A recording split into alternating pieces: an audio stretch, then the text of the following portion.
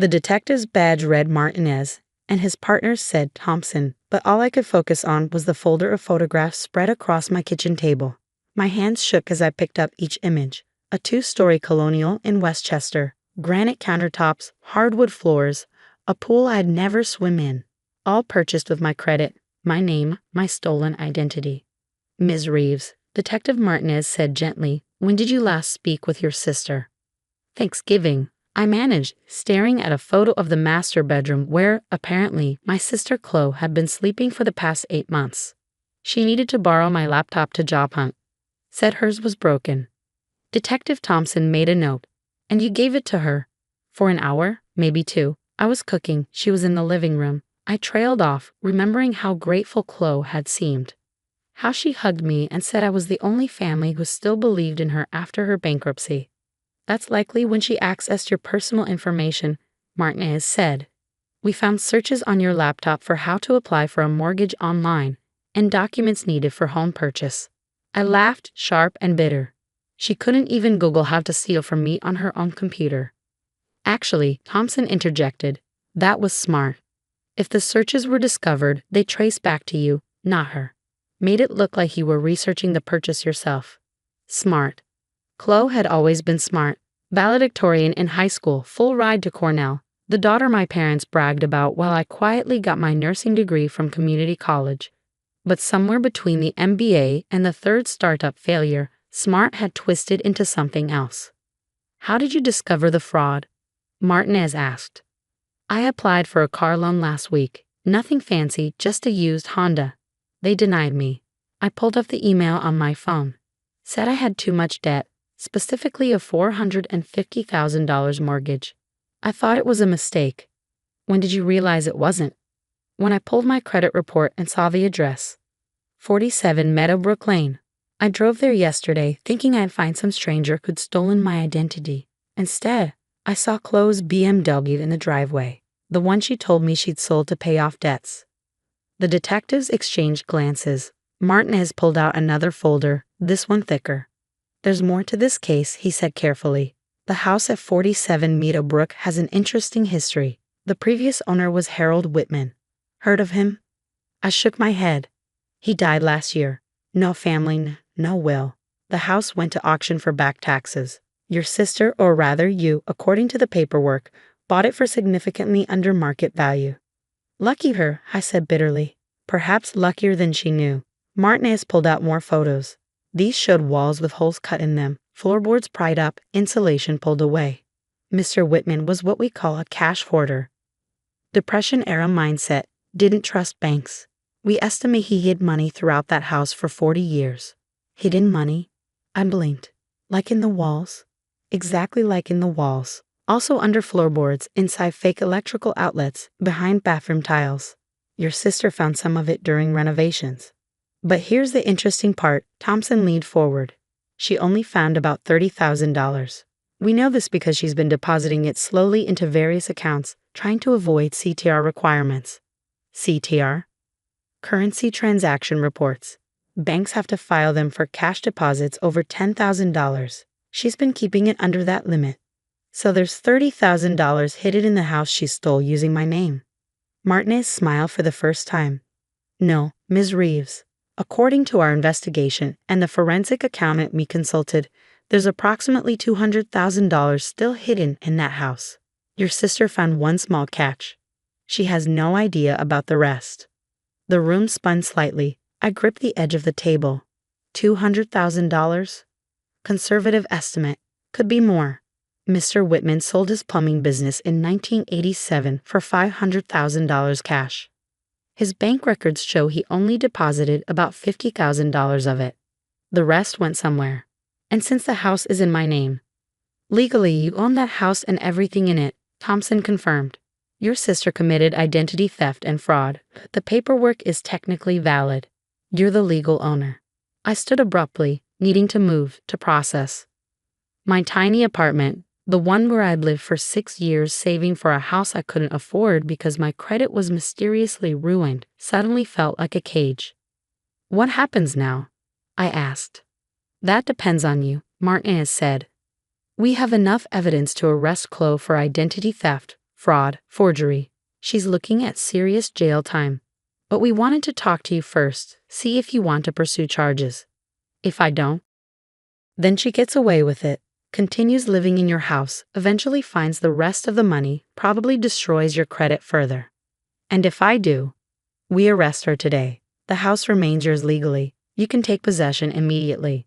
I thought about Chloe, my older sister who taught me to ride a bike, who'd smacked me into R-rated movies, who'd slowly transformed from my hero into someone I barely recognized.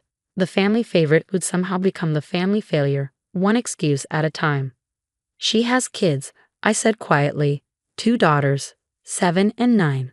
The detectives exchanged another look. They're not there, Thompson said gently. They live with their father in Connecticut, have for the past 2 years. Another lie. She told everyone she had split custody, that the girls stayed with her every other week. I'd sent birthday presents to that stolen house, imagining my nieces opening them in their bedrooms. I need to see it, I said suddenly. The house. Before I decide anything. Martinez nodded. We can arrange that. We'll need to go with you, and Chloe can't know we're coming. Is she there now? Thompson checked his phone. According to her social media, she's at a spa day in the city, posted about self-care for successful women an hour ago. Successful women, living in a house bought with her sister's stolen identity. An hour later, we stood in front of 47 Meadowbrook Lane. It was beautiful, white colonial with black shutters, perfectly manicured lawn, the kind of house I dreamed about while working double shifts and saving every penny. The locksmith will meet us here, Martinez said. Legal requirement when serving a warrant, even though technically you own it. While we waited, I studied the neighborhood. Kids riding bikes, someone walking a golden retriever, normal suburban life happening around my sister's crime scene. The locksmith arrived and worked quickly. The door swung open to reveal a Pinterest-perfect interior. Chloe had always had good taste, funded by other people's money, apparently. Don't touch anything yet, Thompson advised. We need to document everything for evidence. We walked through slowly. Every room was staged like a magazine shoot. The kitchen had appliances I'd never be able to afford. The living room featured furniture that cost more than my car. And everywhere, photos of Chloe. Chloe at graduations, mine wasn't displayed. Chloe with business partners. Chloe accepting awards for businesses that have failed. No photos of me, no photos of her daughters. Ms. Reeves, Martinez called from upstairs. You should see this. I climbed the stairs, hardwood, not a creak, and found him in what was clearly Chloe's office. Vision boards covered one wall. Dreams of wealth, success, fame. And in the center, a list titled Assets to Leverage. My name was at the top. Below it, excellent credit, stable income, too trusting. She planned this, I said numbly. For a while, based on these documents, Thompson said from the doorway. He held up folders. She researched your credit score, your savings patterns, even your work schedule. She knew exactly when to strike. I sank into the desk chair, ergonomic, expensive, and tried to process the betrayal. My own sister had studied me like a mark, had cataloged my trusting nature as an asset to exploit. Where's the money? I asked. The $30,000 she found. Martinez pointed to the corner of the room where a section of drywall had been poorly patched. Started there. Based on the deposit patterns, she's been finding about $5,000 at a time. And the rest? That's the interesting part. He pulled out a tablet, showing me thermal imaging scans.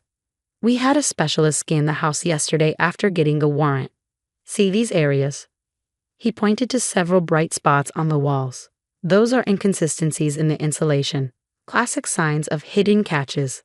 There are dozens of them. I breathed. 73, to be exact. Your sister found one by accident during renovation. She has no idea she's sitting on a fortune.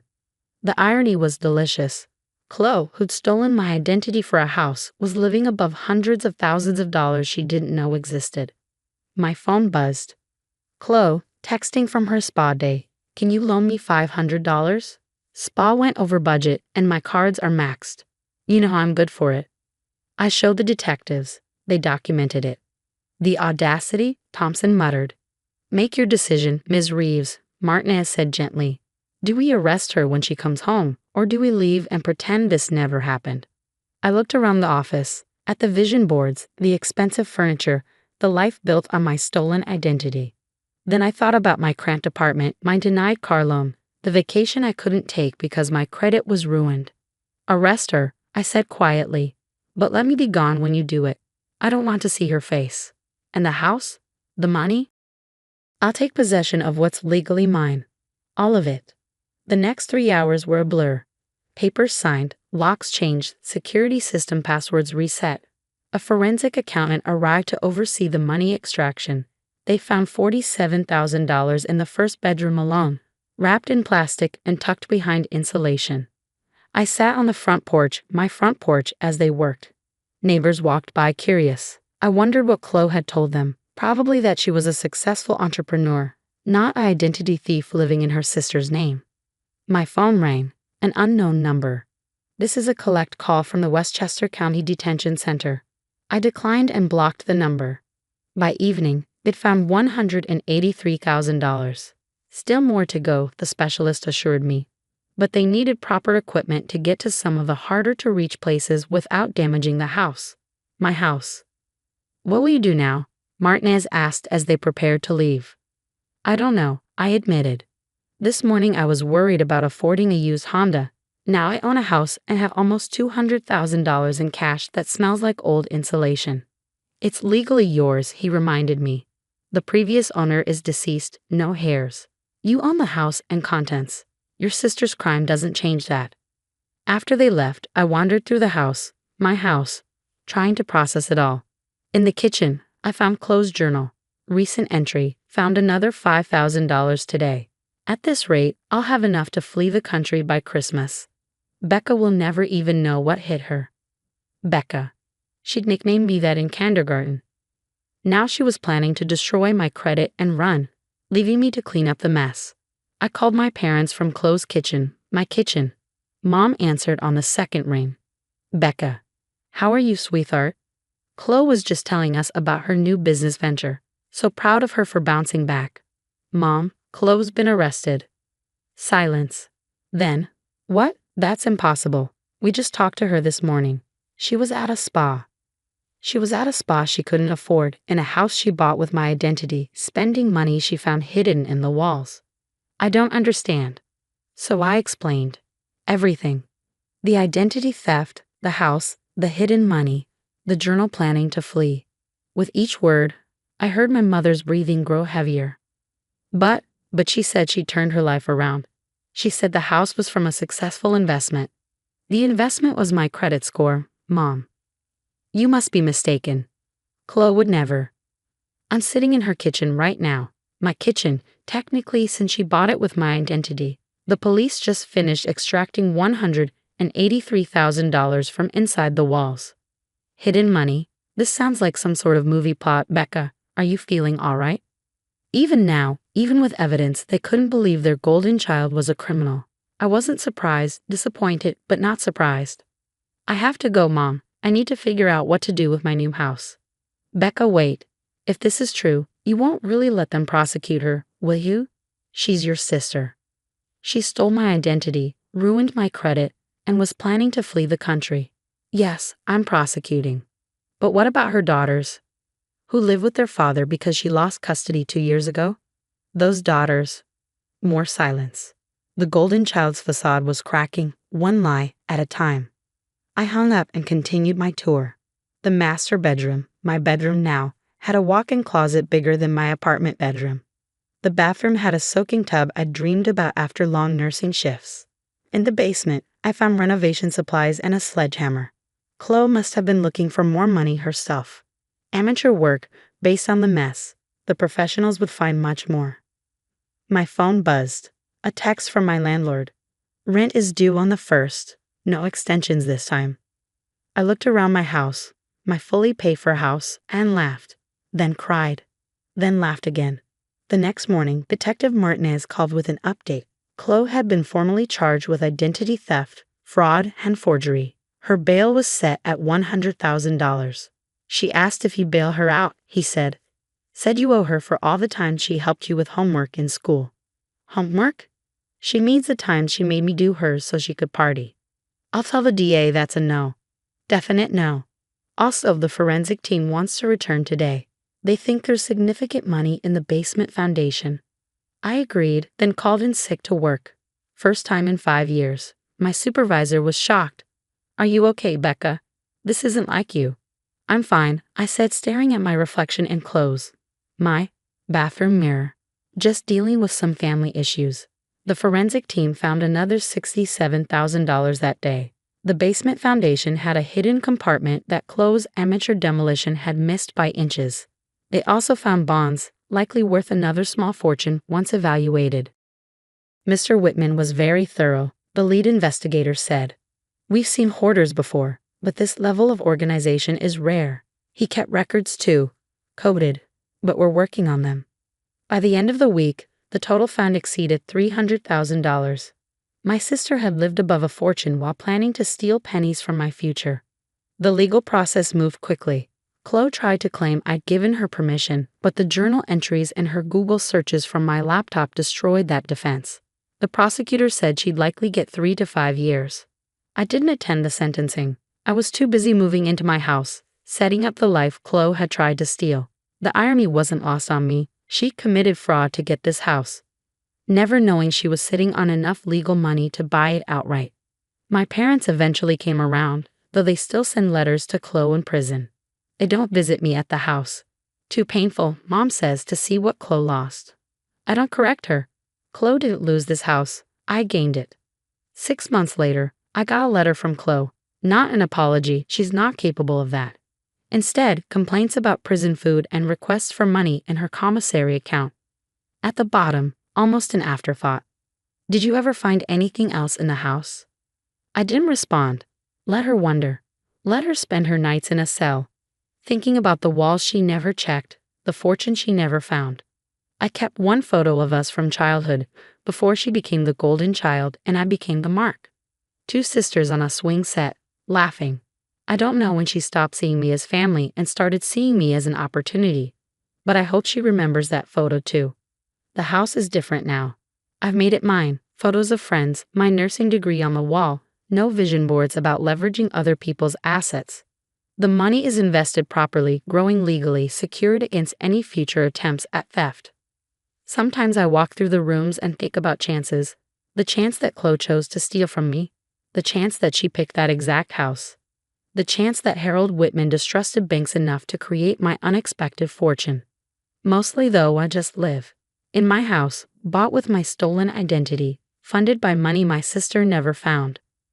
Justice has a strange sense of humor sometimes, and occasionally it hides $300,000 in the walls. The shrill ring of my phone pierced through the quiet of my home office, startling me from my concentration. I glanced at the caller ID and felt my stomach tighten. Rachel, my mother-in-law. I took a deep breath, plastered on a smile she couldn't see, and answered. Hello, Rachel. How are you? Dana, dear, I hope I'm not interrupting anything important. Her voice dripped with false sweetness, a tone I'd grown all too familiar with over the years. Not at all, I lied, eyeing the stack of event plans on my desk. What can I do for you? Well, I've been thinking about your new house plans, the one you and Mark are looking at. I frowned, confused. We hadn't told anyone about our house hunting yet, not even my own parents. How did you know about that? Oh, Mark mentioned it the other day when he stopped by. Such a thoughtful boy, always keeping his mother in the loop. I bit back a retort. Of course, he had. Right. Well, we're still in the early stages. That's perfect, Rachel cut in, her voice rising with excitement. I have a wonderful idea.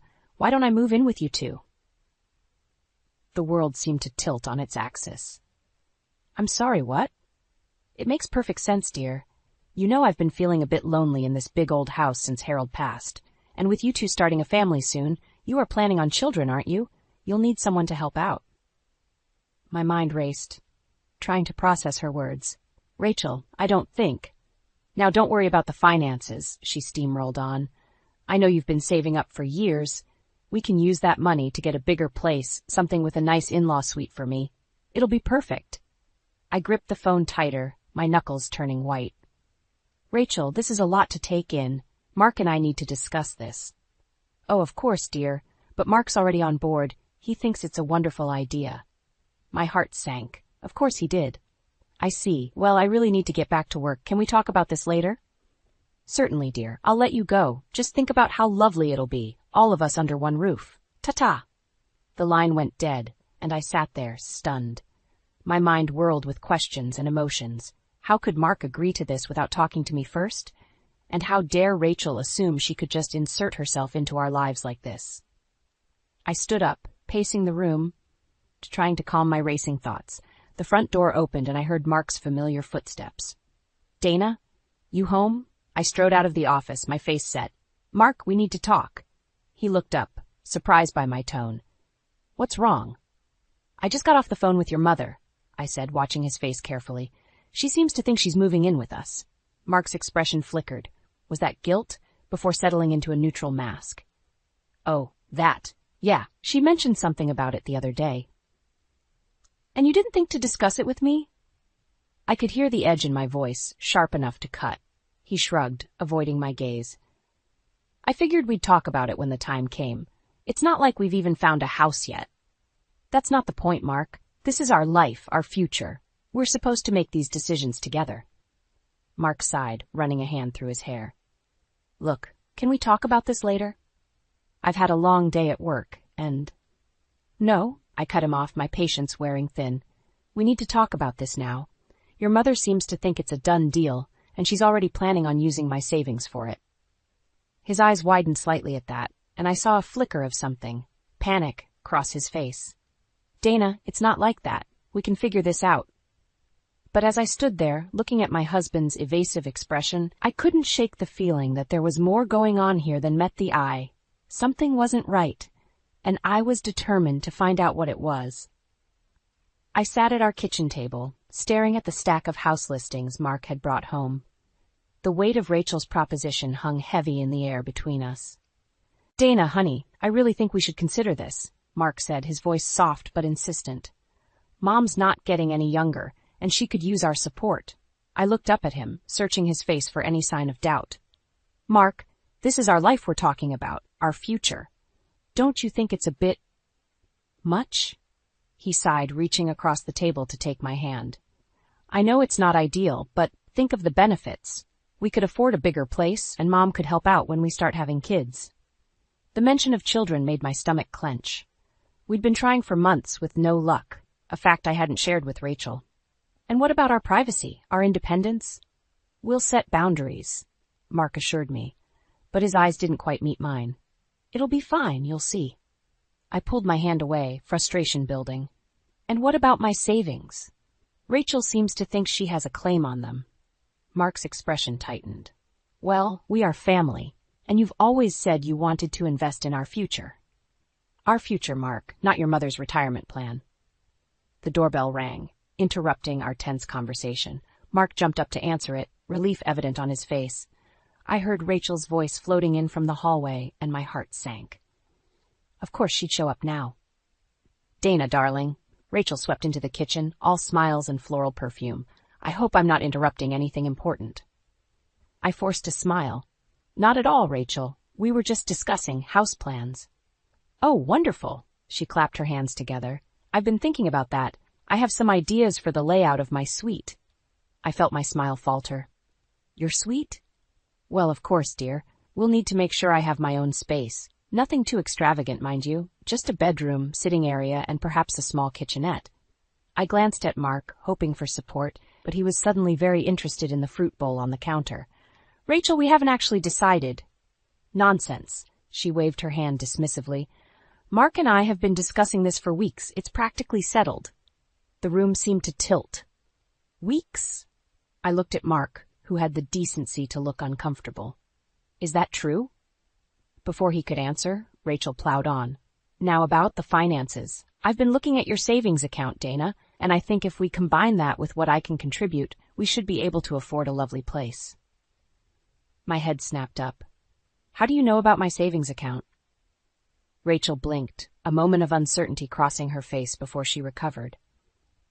Oh, Mark mentioned it, of course. We've been going over the numbers, trying to make this work for everyone. I felt like I couldn't breathe. The betrayal of my privacy, the casual way they'd been planning my future without me.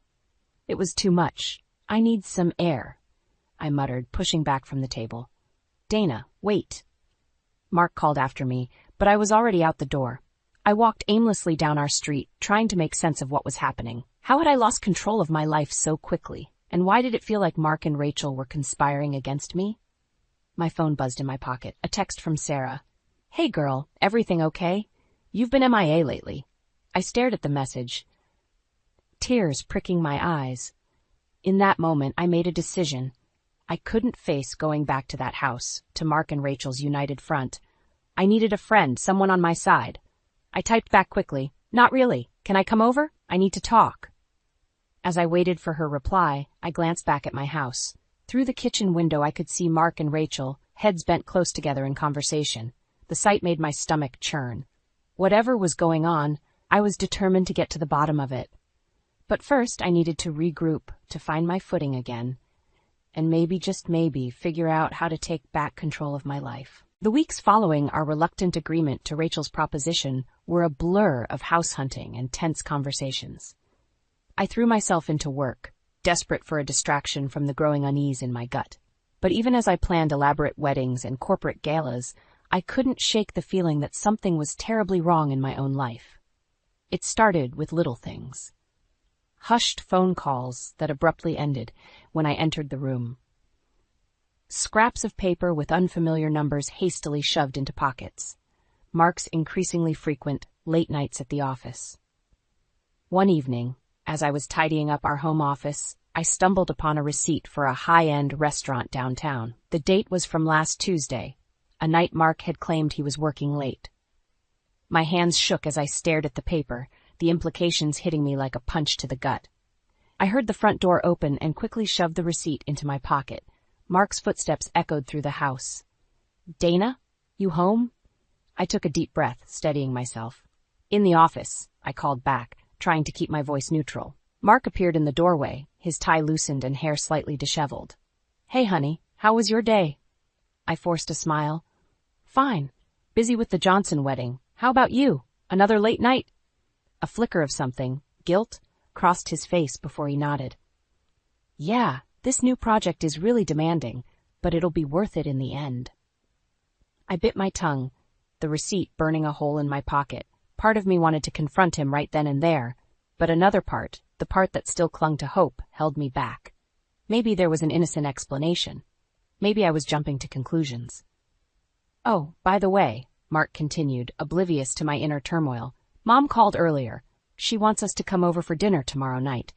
Says she has some ideas about the new house she wants to discuss. I felt my jaw clench. Of course she does. Mark frowned. Dana, I thought we were past this. We agreed. No, Mark, I cut him off, my frustration finally boiling over. You agreed. You and your mother decided everything without me, and I just got dragged along for the ride. He took a step back, surprise and irritation warring on his face. That's not fair. We're trying to do what's best for everyone. Are you? I challenged, pulling the receipt from my pocket. Is that what this is about, too? Mark's face paled as he recognized the paper. Where did you get that? Does it matter? I waved the receipt in front of him. What matters is that you lied to me. Again. He reached for the receipt, but I pulled it away. Dana, it's not what you think. Then what is it, Mark? Because from where I'm standing, it looks like you're hiding a lot more than just dinner plans. Before he could respond, his phone buzzed. He glanced at it, and I saw panic flash in his eyes. You should get that, I said coldly. Wouldn't want to keep your dinner date waiting. Mark's face hardened. You're being ridiculous. I'm not going to stand here and defend myself against your paranoid accusations. He turned and stormed out of the office, leaving me standing there, the receipt crumpled in my fist. I heard him grab his keys and slam the front door behind him. In the sudden silence, I felt something inside me break. The last shreds of trust I had been clinging to disintegrated, leaving behind a cold, hard resolve. I pulled out my phone and dialed Sarah's number. She answered on the second ring. Dana, what's wrong? I took a deep breath. I need your help. I think Mark's having an affair. There was a moment of stunned silence before Sarah's voice came back, filled with concern and determination. I'm on my way. We'll figure this out together. As I hung up, I looked around the office, at the life Mark and I had built together, at the future we had planned.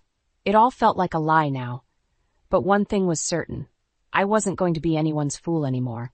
Whatever was going on, I was going to get to the bottom of it. And heaven help Mark if my suspicions were right. I stood in the empty living room of our soon-to-be new home, surrounded by paint swatches and fabric samples. The excitement I should have felt was overshadowed by a gnawing anxiety that had become my constant companion. "What do you think about this color for the walls?" I asked, turning to show Mark the soft sage green I'd been considering. He glanced up from his phone, barely registering the swatch. "Whatever you think is best, honey." I bit back a sigh. "This is supposed to be our home, Mark. Don't you want to have a say in how it looks?" He shrugged, already looking back at his screen. "I trust your judgment. You're the one with the eye for design." I turned away, fighting back tears of frustration. This house, which should have been a symbol of our future together, felt more like a prison with each passing day. Mark's indifference was just another bar on the cage.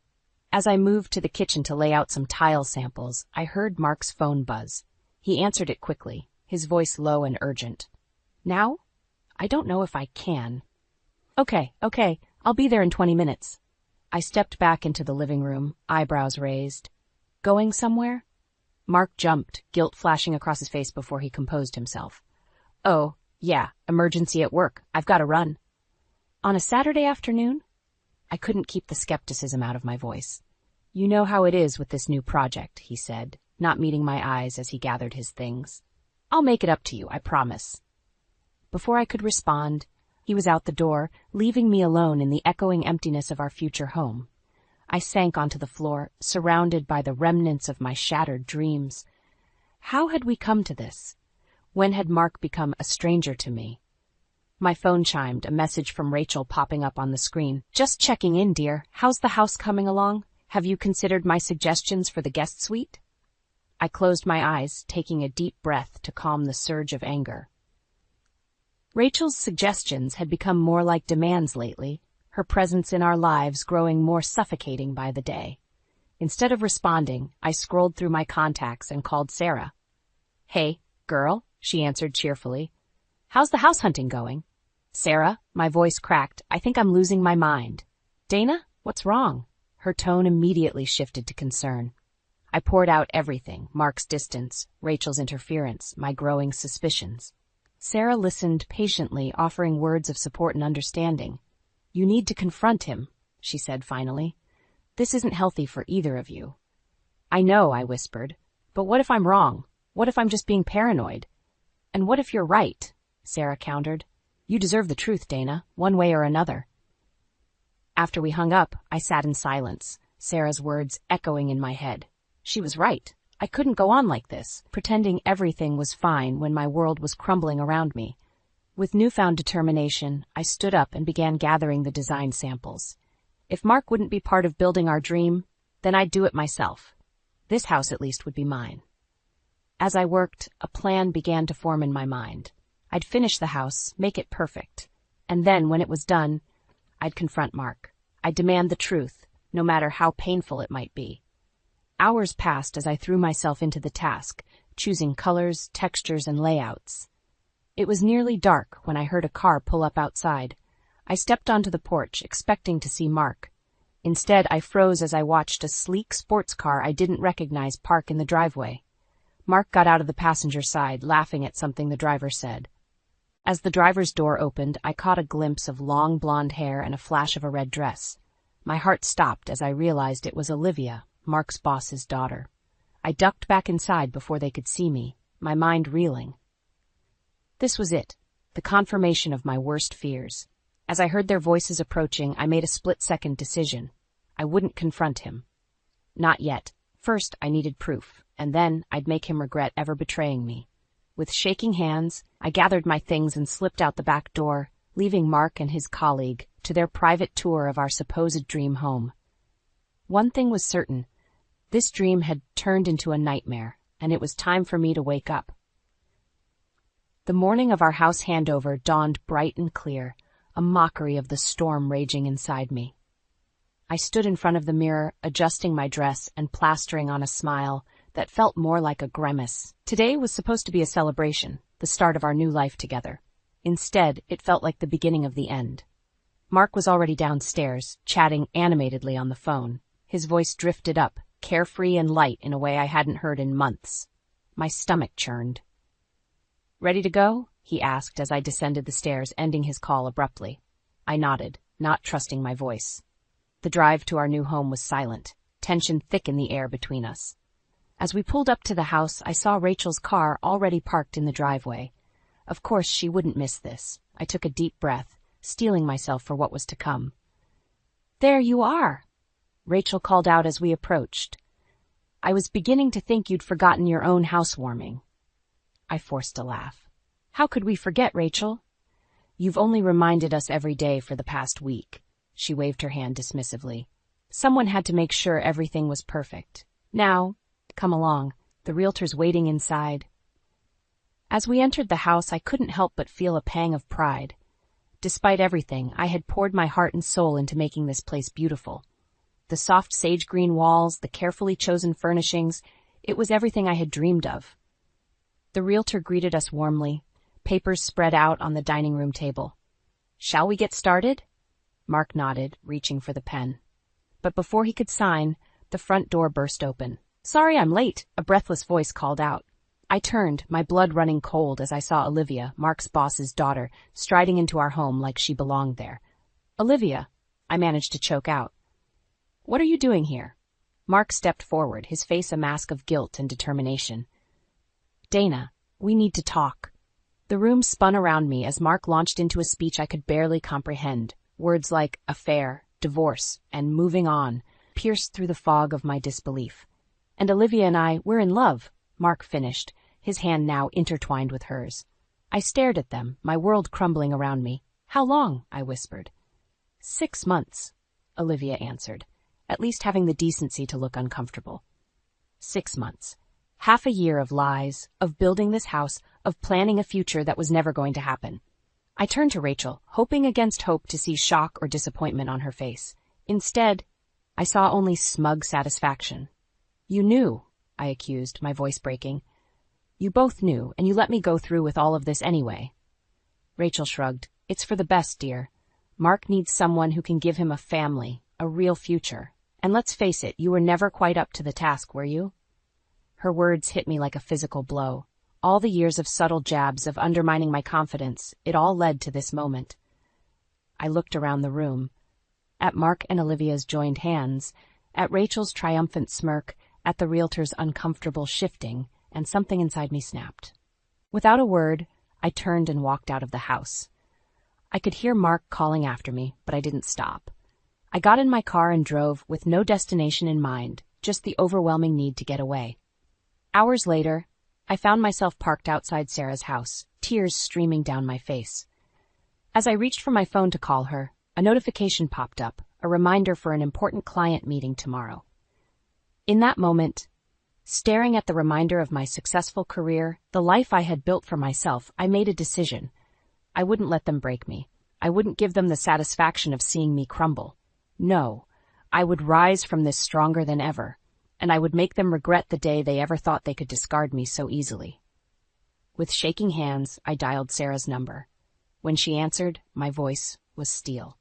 "Sarah? I need your help. It's time to plan my comeback." The weeks following Mark's betrayal blurred together in a haze of grief and anger. I threw myself into work, taking on more clients than ever before. If I kept moving, kept planning, kept creating perfect moments for others, maybe I could forget the wreckage of my own life. Sarah was my rock through it all. She let me crash on her couch, held me when the tears came, and pushed me to keep going when all I wanted was to give up. "You're Dana freaking Wilson," she'd say, her eyes fierce with loyalty. "You've built an empire from nothing. You're not going to let those snakes take that away from you."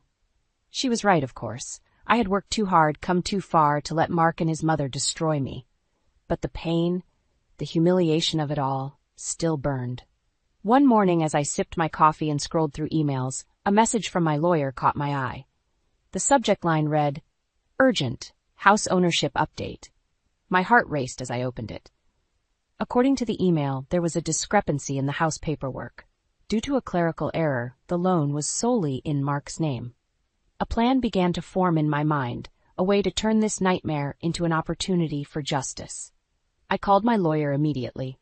"Is there any way to keep this quiet for now?" I asked, my mind whirling with possibilities. "For a short time, yes," he replied, "but we'll need to address it eventually." "That's all I need," I said, a grim smile spreading across my face. Over the next few days, I threw myself into research, poring over financial documents and legal statutes.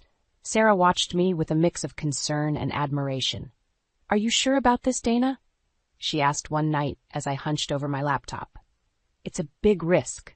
I looked up at her, my eyes burning with determination. "They took everything from me, Sarah. My home, my future, my dignity. It's time I took something back." As my plan took shape, I felt a surge of energy I hadn't experienced in weeks. I was no longer a victim. I was a woman on a mission.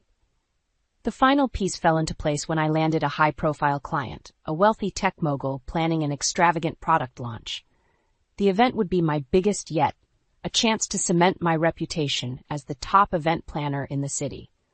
But more importantly, it was the perfect cover for my true intentions. I reached out to Mark, my voice honey-sweet as I suggested a meeting to discuss the divorce proceedings. He agreed readily, probably eager to be rid of me and start his new life with Olivia. The night before our meeting, I stood in front of the mirror in Sarah's guest room, steeling myself for what was to come. The woman staring back at me was not the broken shell I had been weeks ago. She was fierce, determined, unstoppable. "You can do this," I whispered to my reflection. "You're stronger than they know." As I turned away from the mirror, my phone buzzed with a text from Rachel. "Looking forward to finalizing everything tomorrow. I hope you're prepared to be reasonable." I felt a flash of white-hot anger. Reasonable? After everything they'd done? No, reasonable was the last thing I planned to be. They had no idea what was coming. I replied with a simple, "See you tomorrow," my fingers shaking slightly as I typed. Tomorrow, everything would change. Tomorrow, I would take back control of my life and make Mark, Olivia, and Rachel pay for their betrayal. As I climbed into bed, my mind raced with the details of my plan. There was so much that could go wrong, so many ways it could backfire. But I pushed the doubts aside. I had to succeed. Failure wasn't an option. Because if this didn't work, if I couldn't pull off this final desperate gambit, I would truly lose everything. And that was a reality I wasn't prepared to face. My heart pounded as I walked into the lawyer's office, my heels clicking against the polished floor. Mark was already there, looking smug in his expensive suit. Rachel sat beside him, her hawk-like eyes following my every move. "Dana, dear," Rachel cooed, her voice dripping with false sweetness. "So good of you to join us. Let's get this over with, shall we?" I smiled tightly, taking my seat across from them. "Of course, Rachel. I'm eager to move forward." Our lawyer, Mr. Thompson, cleared his throat. "Now we're here to finalize the divorce proceedings and discuss the division of assets.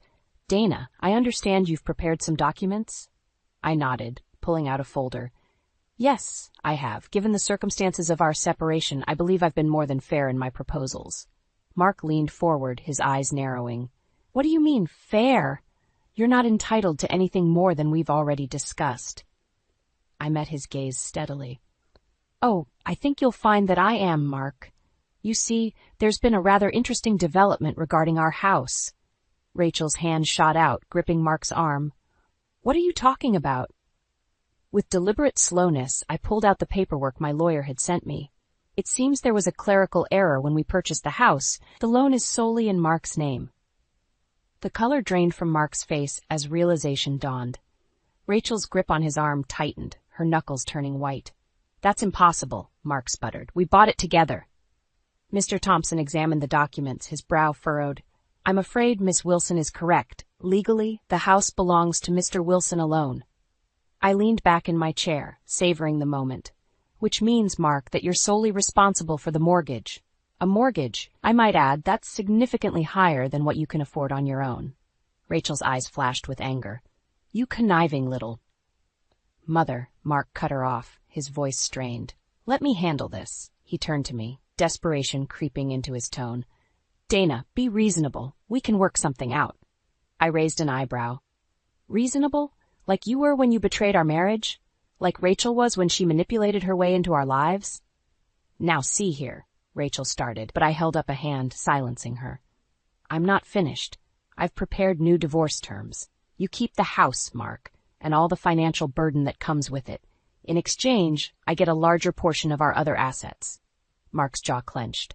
And if I refuse, I smiled coldly, then I'll be forced to go public with some rather interesting information about your company's financial practices. I'm sure your boss, and Olivia's father, would be very interested to learn about those offshore accounts. The room fell silent. I could almost hear the gears turning in Mark's head as he weighed his options. Finally, he reached for the pen. Where do I sign? As Mark scrawled his signature across the papers, I felt a weight lift from my shoulders. It was done. I had won. But as I stood to leave, Rachel's voice stopped me cold. You think this is over, she hissed. You have no idea what you've started, you ungrateful little. That's enough, Mother, Mark snapped, looking defeated. I turned to face them one last time. No, Rachel. This is exactly what I've finished. Goodbye, Mark. I hope you and Olivia are very happy together. With that, I walked out of the office, my head held high. As the door closed behind me, I heard Rachel's muffled scream of frustration, followed by the sound of something shattering against the wall. I made it to my car before the tears came. Not tears of sadness or defeat, but of relief and triumph. I had done it. I had taken back control of my life. As I drove away, my phone buzzed with a text from Sarah. How did it go? I smiled, feeling lighter than I had in months. It's done, I replied. Time to celebrate. Meet me at our spot in an hour. The road ahead was still uncertain, but for the first time in a long time, I felt ready to face whatever came next. I had survived the worst betrayal of my life, and I had come out stronger. Now it was time to build a new future, one that was entirely my own. 1 year after my divorce from Mark, I stood at the podium accepting the Entrepreneur of the Year award. The ballroom was filled with the city's elite, all eyes on me as I gripped the crystal trophy. Thank you all, I began, my voice steady. A year ago, I thought my life was over. I'd lost my husband, my home, and my sense of self. But standing here today, I realized that was just the beginning. As I spoke, I caught sight of a familiar face in the crowd. Mark, looking older and worn, sat at a table near the back. Our eyes met for a brief moment, and I saw a flicker of regret cross his face. I continued, my voice growing stronger. We all face betrayals in life. It's how we rise from them that defines us. This award isn't just for me. It's for every woman who's ever been told she's not enough, who's been betrayed or underestimated. The applause was thunderous as I stepped down from the stage. Sarah was there, enveloping me in a tight hug. You did it, girl, she whispered. You showed them all. As the night wore on, I mingled with guests, accepting congratulations and fielding business proposals. My company had grown exponentially over the past year, becoming the go-to for high-profile events across the country. Impressive speech, a deep voice said behind me. I turned to find James Carter, owner of our biggest competitor, smiling at me. You've come a long way, Dana. I felt a flutter in my stomach that had nothing to do with nerves. James and I had been dancing around each other for months, our competitive spirit slowly evolving into something more. Thank you, James, I replied, returning his smile. Care to dance? As we swayed on the dance floor, I caught sight of Mark again. He was alone, nursing a drink at the bar.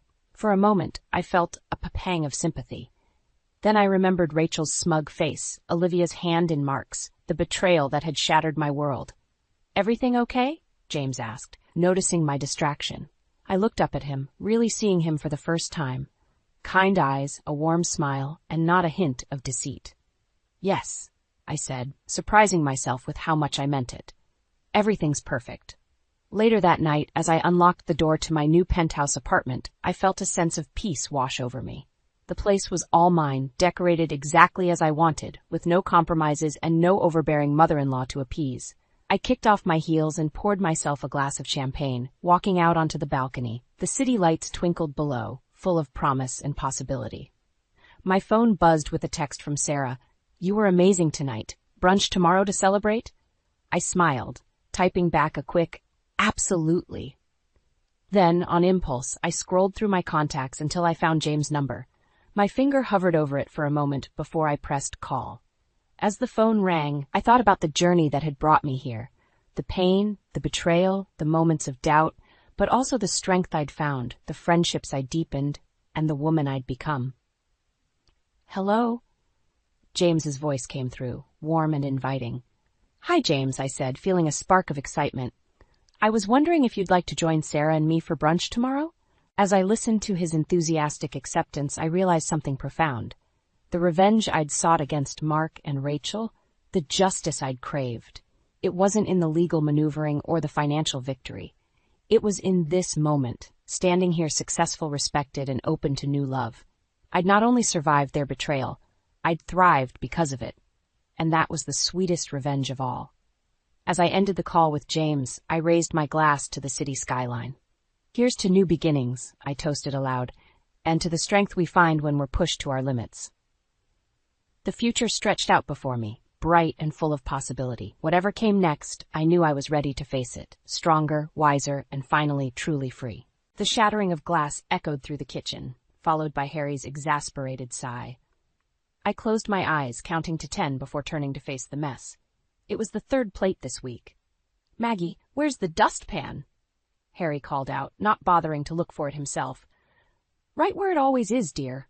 "Under the sink," I replied, my voice strained with forced patience. As I watched him fumble with the broom, I couldn't help but wonder when my husband had become so helpless.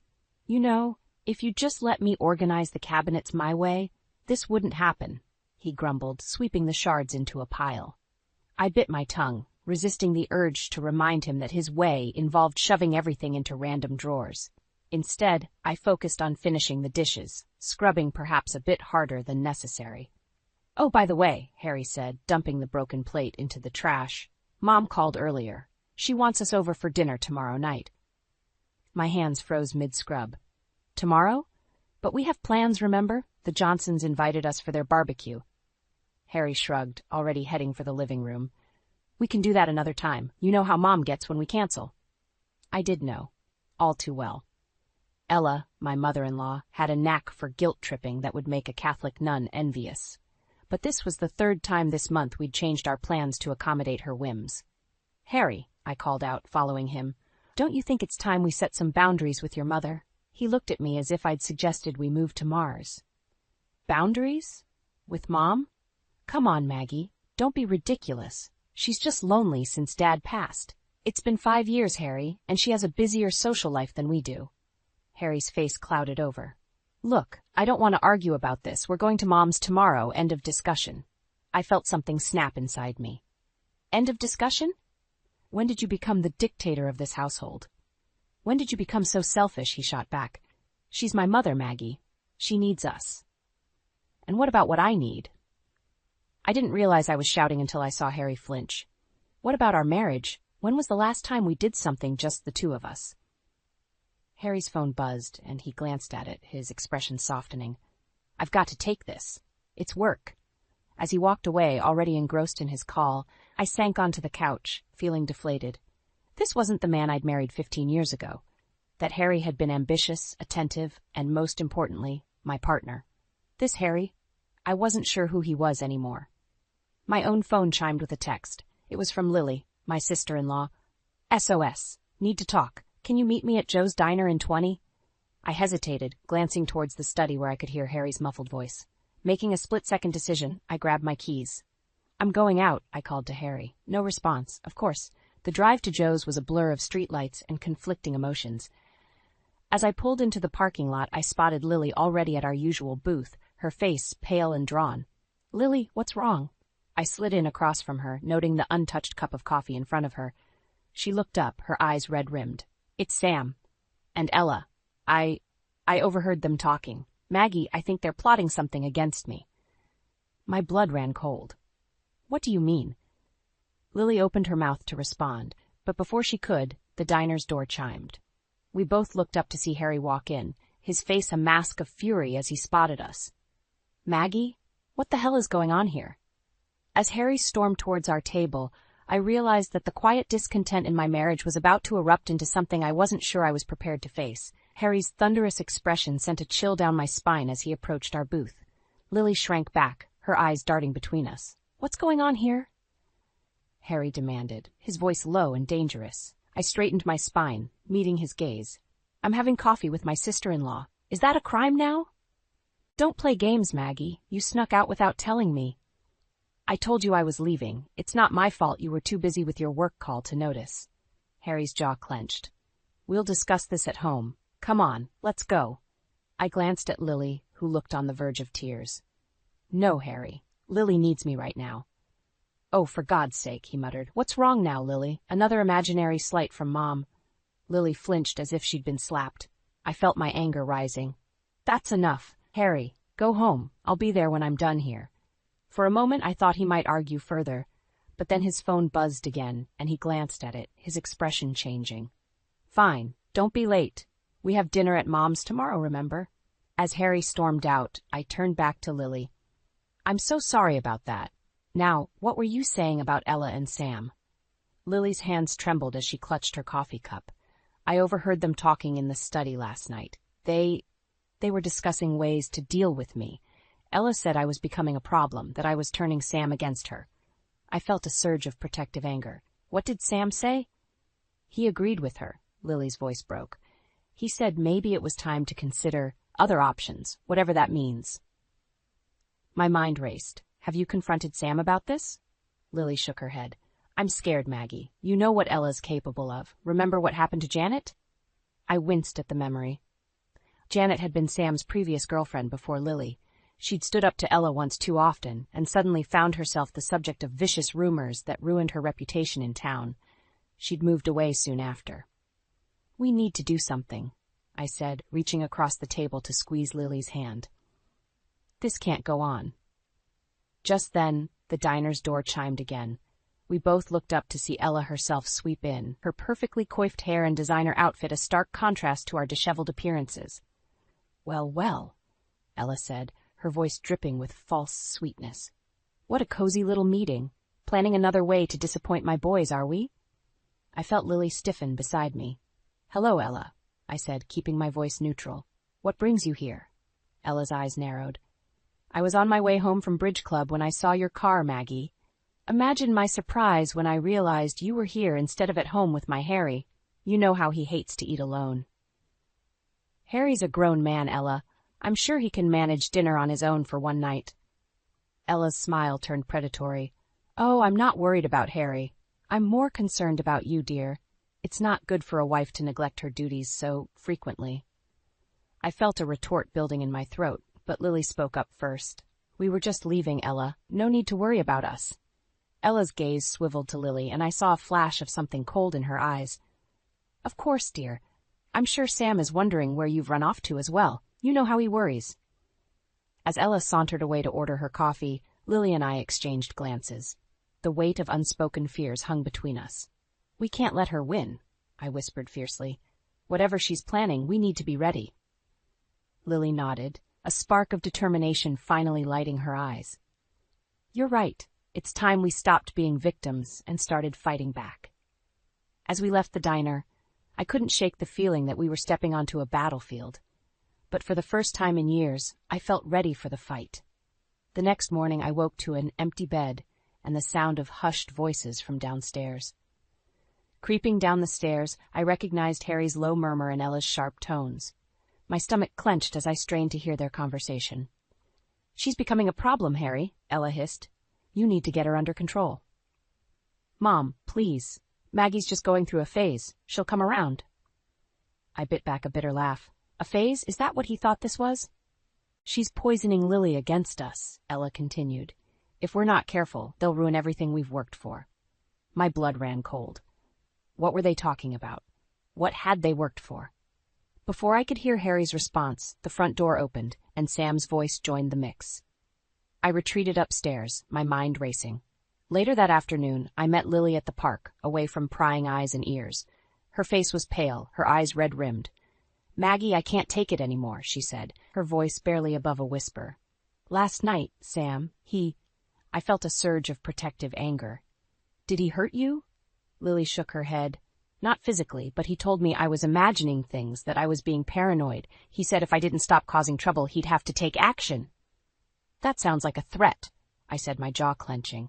It gets worse, Lily continued. I found these in his desk drawer. She handed me a stack of papers.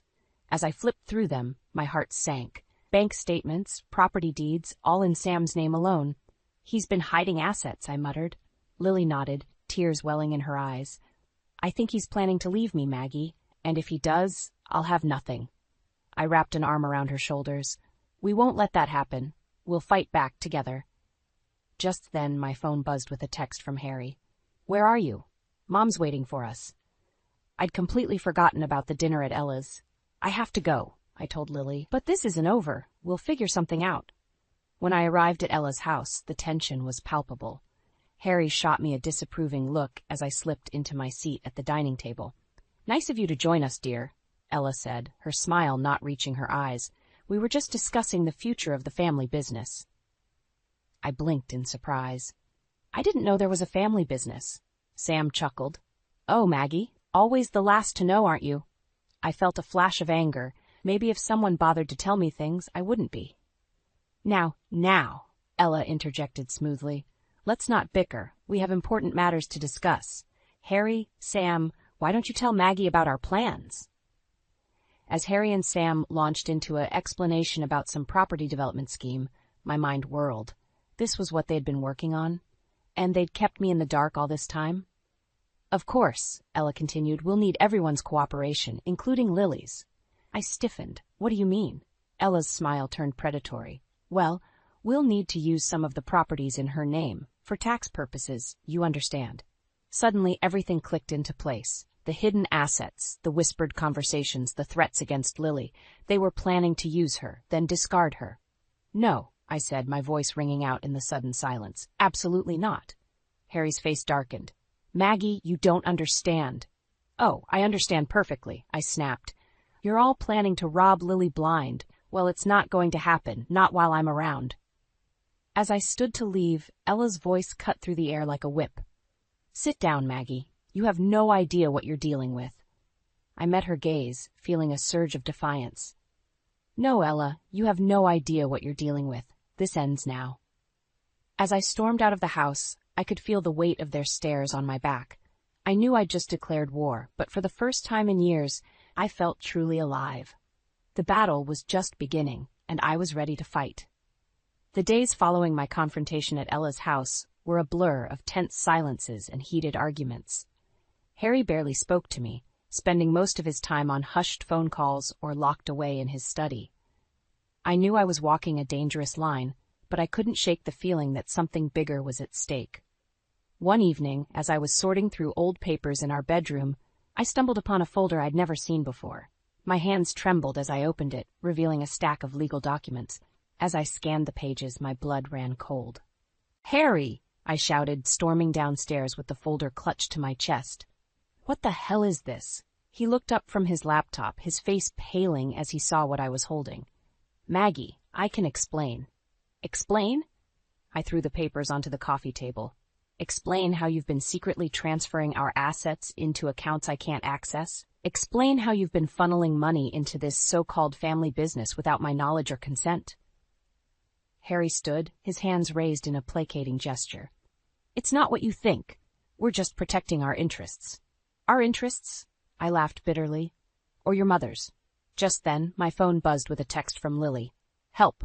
Sam's gone crazy. He's threatening to take everything." My heart raced. "I have to go," I told Harry, already grabbing my keys. "Where are you going?" he demanded, following me to the door. I whirled to face him. "To help your brother's wife, since apparently none of you care about her well-being." I arrived at Lily's house to find her sitting on the front steps, her face buried in her hands. When she looked up, I saw a bruise forming on her cheek. "Oh, Lily," I breathed, pulling her into a hug. "What happened?" Through her tears, she told me how Sam had come home in a rage, accusing her of conspiring against the family. When she'd confronted him about the hidden assets, he'd lost control. He said if I didn't sign over everything to him, he'd make sure I ended up with nothing, she sobbed. "Maggie, I'm scared. I don't know what to do." I held her tightly, my mind racing. "We need to get you out of here. Pack a bag. You're coming with me." As Lily gathered her things, I made a series of phone calls. First to a lawyer friend who owed me a favor, then to a women's shelter I'd volunteered at years ago. finally, to my sister across state lines. By the time Sam's car pulled into the driveway, we were ready to leave. He stumbled out, his face contorted with anger when he saw us. "Where do you think you're going?" he slurred, blocking our path to my car. I stepped in front of Lily, my voice steady despite my pounding heart. "Move, Sam. You don't want to do anything you'll regret." He lunged forward, but I was ready. The self-defense classes I'd taken after college finally paid off as I sidestepped his clumsy attack, using his momentum to send him sprawling. "Let's go," I told Lily, ushering her into the car.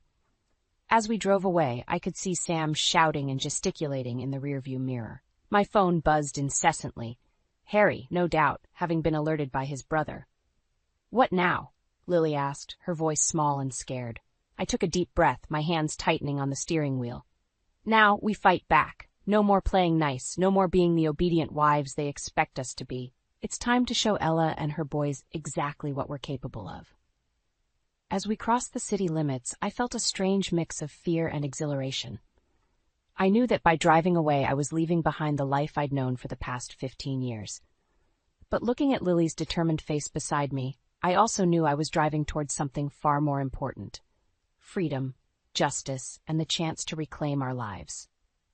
The road ahead was uncertain, but one thing was clear: the war had begun, and we were ready for battle. The safe house my sister had arranged for us was small but secure. As days turned into weeks, Lily and I settled into a routine, strategizing our next moves and supporting each other through the emotional turmoil. We'd both filed for divorce, and the legal battle was just beginning. One afternoon, as we pored over financial documents, my phone rang. It was Harry. "Maggie, please," he pleaded, his voice cracking. "Come home, we can work this out." I felt a pang in my chest, but steeled myself. "There's nothing to work out, Harry. You made your choice." "Mom's sick," he blurted out. She needs us, all of us." I froze, my mind racing. Was this another manipulation, or was Ella truly ill? Before I could respond, I heard Ella's voice in the background. "Tell her I need one of my daughters-in-law to move in and take care of me. It's the least they can do after tearing this family apart." My blood boiled. Even now, Ella was trying to control us. "Put her on the phone," I demanded. "Maggie, dear," Ella's saccharine voice oozed through the speaker. "I hope you've come to your senses. This little rebellion of yours has gone on long enough." "Rebellion?" I scoffed. "Is that what you call standing up for ourselves?" "Don't be dramatic," Ella chided. "Now I expect either you or Lily to be here by tomorrow. I need round-the-clock care, and who better than family?" I glanced at Lily, who was shaking her head vehemently. "That's not going to happen, Ella," I said firmly. "Oh." Her tone turned icy. "Well, perhaps you should consider the consequences of your refusal. I'd hate for certain information to come to light." My heart raced. "What are you talking about?" "Let's just say I know things about both you and Lily that you'd rather keep private. Your choice, dear." The line went dead, leaving me stunned. "What is it?" Lily asked, her face pale. "What did she say?" I relayed the conversation, watching Lily's expression shift from fear to anger. "She's bluffing," Lily insisted. "She can't know anything that bad." But doubt gnawed at me. What if Ella did have something on us? Could we risk calling her bluff? Just then, my phone buzzed with a text. It was from an unknown number containing a video file. With trembling fingers, I pressed play. The grainy footage showed me, years ago, in a heated argument with my former boss. I watched horror as my past self shoved him, causing him to stumble back against his desk. "Oh, God," I whispered. "I'd forgotten about that." Lily peered at the screen. "What is it?" "It was right before I quit my last job," I explained. He'd been harassing me for months. That day, he tried to... I just snapped. I never reported it because I was afraid no one would believe me. Another text came through. "Imagine if this got out. Assault charges could complicate your divorce, couldn't they?" Lily's phone chimed next. She gasped as she read the message. "They know about the money I've been sending my sister," she said, her voice shaking. "The money from the joint account with Sam. They're threatening to accuse me of embezzlement." We sat in stunned silence, the weight of Ella's threats hanging over us. "What do we do now?" Lily asked, her voice small. I closed my eyes, feeling the walls closing in. We'd come so far, fought so hard. Could we really let Ella win now? But as I looked at Lily, saw the fear and determination in her eyes, I knew we couldn't back down. We'd weathered too much to give up now. "We fight," I said, my voice stronger than I felt. "We call her bluff, and we fight back harder than ever. No more running, no more hiding. It's time to take the battle to them." Lily nodded, a spark of hope igniting in her eyes. "Together?" I reached out and squeezed her hand. "Together. They have no idea what we're capable of." As we began to formulate our plan, I felt a surge of resolve. Ella thought she had the upper hand, but she'd underestimated us for the last time. The real war was just beginning, and we were ready to win. The morning after Ella's threats, I woke to find Lily pacing our small living room, her face ashen. "Maggie," she whispered, her voice trembling, "I need to tell you something I've been hiding." My heart raced as I sat up, bracing myself for whatever bombshell she was about to drop. "What is it, Lily?" She collapsed onto the couch, tears streaming down her face. "Sam's been having an affair," she choked out, "for years. And Ella's been covering for him." I felt like I'd been punched in the gut. "How long have you known?" "I suspected for a while, but I found proof last month," Lily confessed. "Emails, hotel receipts. And then I overheard Ella talking to Sam about keeping it quiet. She said it was for the good of the family." Rage boiled inside me. "That manipulative witch," I seethed. "And Sam? How could he do this to you?" Lily's sobs intensified. "There's more," she whispered. "The woman he's been seeing, she's pregnant." The room spun around me as the full weight of Lily's revelation sank in. This wasn't just about infidelity anymore. This was about a child, an innocent life caught in the crossfire of our family's dysfunction. "We need to confront them," I said, my voice hard with determination. "All of them. No more hiding, no more secrets." Lily nodded, wiping her eyes. "But how? They'll just deny everything." A plan began to form in my mind. We gather evidence, everything we can find, and then we hit them where it hurts, their precious family business. We spent the next few days in a frenzy of activity. I called in favors from old colleagues, dug through financial records, and pieced together a damning picture of fraud and deceit that went far beyond Sam's affair. As we prepared to confront our husbands and Ella, my phone buzzed with a text from Harry. "We need to talk. Meet me at the park in an hour." Against my better judgment, I agreed. When I arrived, Harry was pacing nervously by the fountain. "Maggie," he said, his voice strained, "I know things have been bad between us, but I need you to come home. Mom's condition is getting worse, and the business... We're in trouble. Big trouble." I steeled myself against the flicker of sympathy I felt. "What kind of trouble, Harry?" He ran a hand through his hair. "Financial irregularities. The auditors are asking questions. If we don't sort this out, we could lose everything." For a moment, I was tempted to tell him everything I knew, to offer help. But then I remembered Lily's tears, Ella's threats, the years of manipulation. "I'm sorry, Harry," I said, my voice steady, "but I can't help you, not anymore." His face darkened. "You don't understand. If this gets out, it won't just be us who suffer. Think about the employees, their families." "Don't you dare try to guilt me," I snapped. "You made your choices. Now you have to live with the consequences." As I turned to leave, Harry grabbed my arm. "Maggie, please. I love you." I wrenched my arm free, tears stinging my eyes. "If you loved me, you wouldn't have let your mother control our lives. You wouldn't have lied to me for years." "What are you talking about?" Harry's face paled. "I know everything, Harry. About the business, about Sam's affair. And I know you've been hiding things from me, too." Harry's expression shifted from confusion to fear. "Maggie, whatever you think you know." "Save it," I cut him off. "Lily and I are done being your family's doormats. We're taking control of our lives, and if that means bringing down this house of cards you've built, so be it." As I walked away, leaving Harry stunned and silent, my phone buzzed again. It was Lily. "Maggie," she gasped, her voice thick with tears. "I just got a call from the hospital. It's Ella. She's had a heart attack." I froze, the weight of everything crashing down on me. In that moment, I realized we'd reached the point of no return. Whatever happened next would change our lives forever. "I'm on my way," I told Lily, my voice steadier than I felt. "It's time to end this, once and for all." The hospital corridor seemed endless as Lily and I rushed towards Ella's room. My mind raced with conflicting emotions. Concern for a woman I'd once considered family, anger at her manipulations, and fear of what awaited us. As we rounded the corner, we saw Harry and Sam huddled outside Ella's room, their faces drawn with worry. They looked up as we approached, surprise and relief flickering across their features. "Maggie, Lily," Harry said, his voice hoarse. "You came." Before I could respond, a nurse emerged from Ella's room. "She's asking for you all," she said softly. We filed into the room, the tension palpable. Ella lay in the hospital bed, looking smaller and more fragile than I'd ever seen her. But as her eyes met mine, I saw a flash of the old steel. "Well," she rasped, "I suppose it took me nearly dying to bring this family back together." I felt Lily stiffen beside me. "We're here out of concern, Ella," I said carefully. "But don't think for a moment that this changes anything." Ella's lips curved into a weak smile. "Always the fighter, aren't you, Maggie? But there are things you don't know.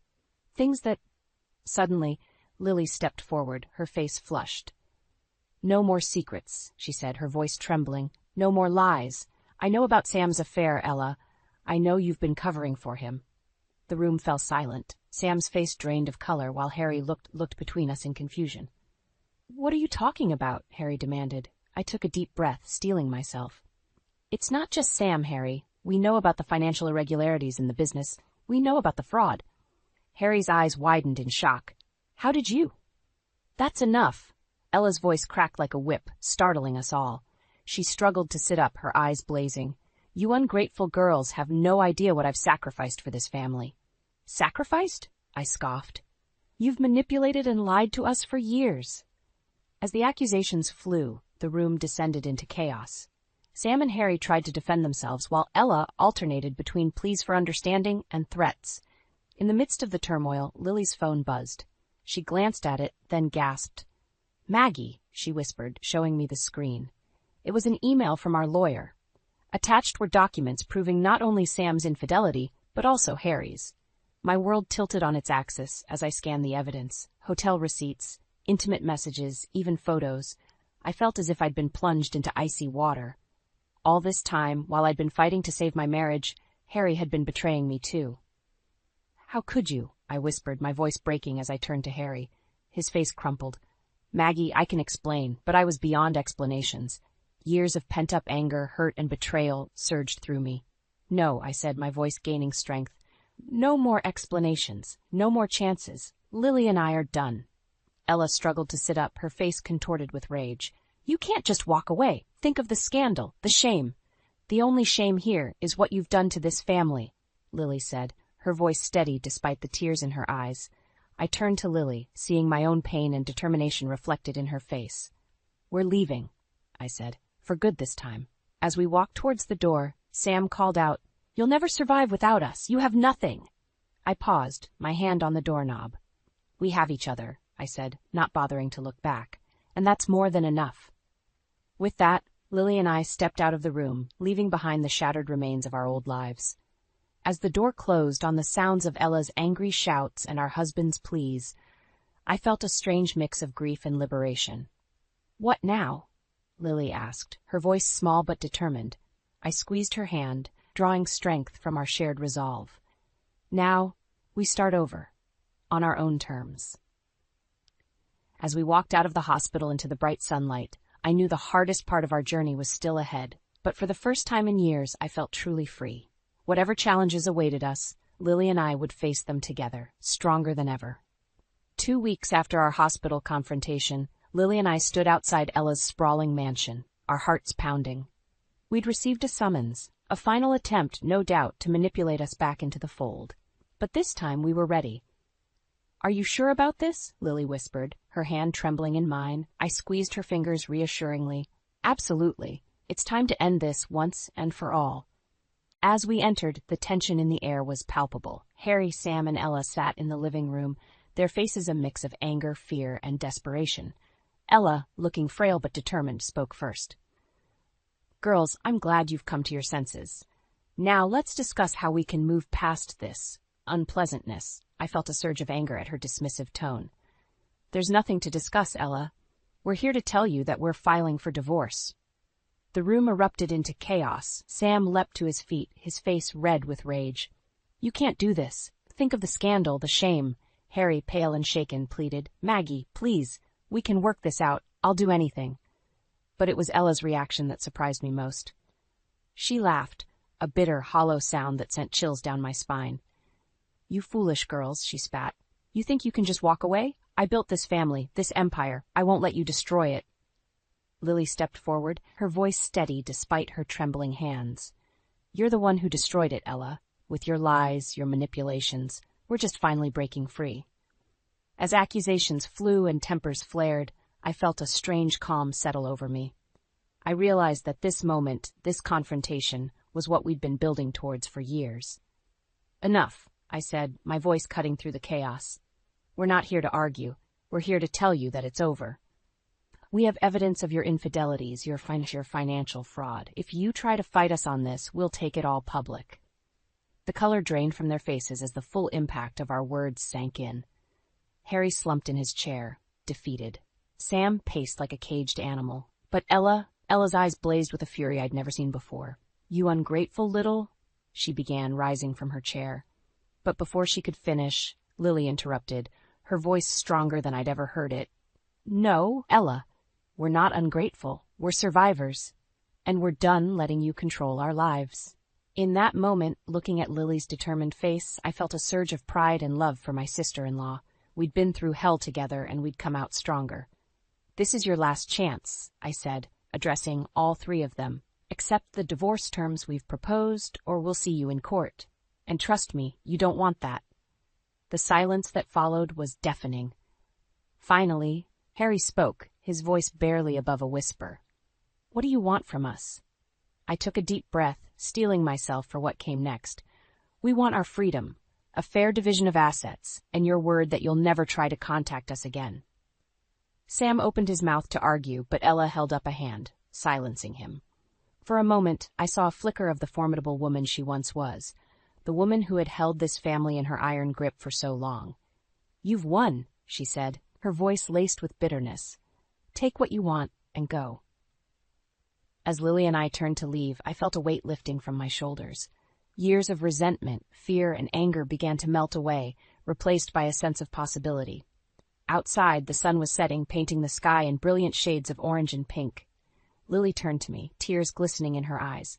"We did it," she whispered. "We're free." I pulled her into a tight hug, feeling my own eyes well up. "Yes, we are, and we did it together." As we walked away from the house that had been our prison for so long, I felt a sense of excitement I hadn't experienced in years. The road ahead was uncertain, but for the first time it was ours to choose. "So," Lily said, a small smile playing on her lips. "What now?" I laughed, feeling lighter than I had in years.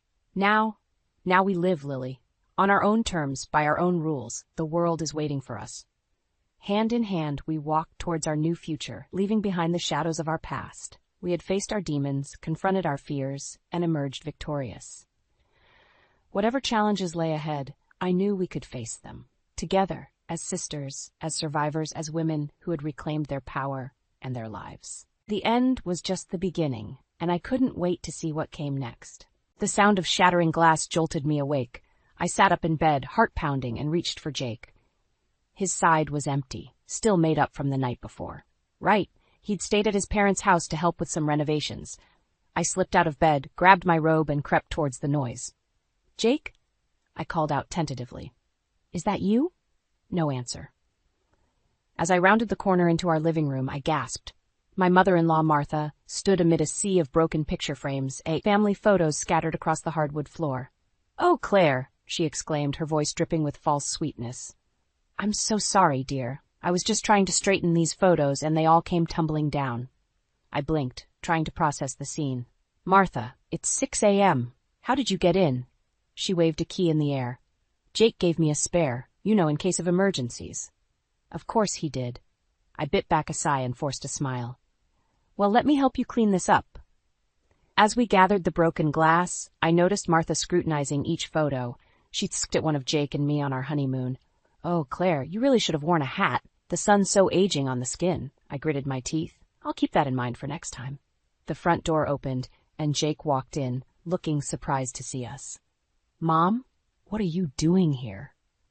Martha beamed. "Just helping Claire tidy up, sweetheart. You know how disorganized she can be." I opened my mouth to protest, but Jake cut in. That's so thoughtful of you, Mom. Isn't that nice, Claire? I nodded, not trusting myself to speak. Jake's phone buzzed. He glanced at it and frowned. Oh, shoot. Dad needs help with the drywall. I've got to run back. But you just got here, I protested. I thought we were having breakfast together. He kissed my cheek absently. Rain check? Mom, you'll keep Claire company, right? Before I could object, they were both gone, leaving me alone with the mess and a growing sense of unease. Later that afternoon, I visited my parents. Dad was having one of his good days, alert and chatty as we sat in their sunny kitchen. How's married life treating you, Pumpkin? He asked, his eyes twinkling. I hesitated. It's an adjustment. Mom patted my hand. That's normal, dear. Your father and I had our rough patches, too. Dad chuckled. Remember when your mother thought I was having an affair with my secretary? Mom swatted his arm playfully.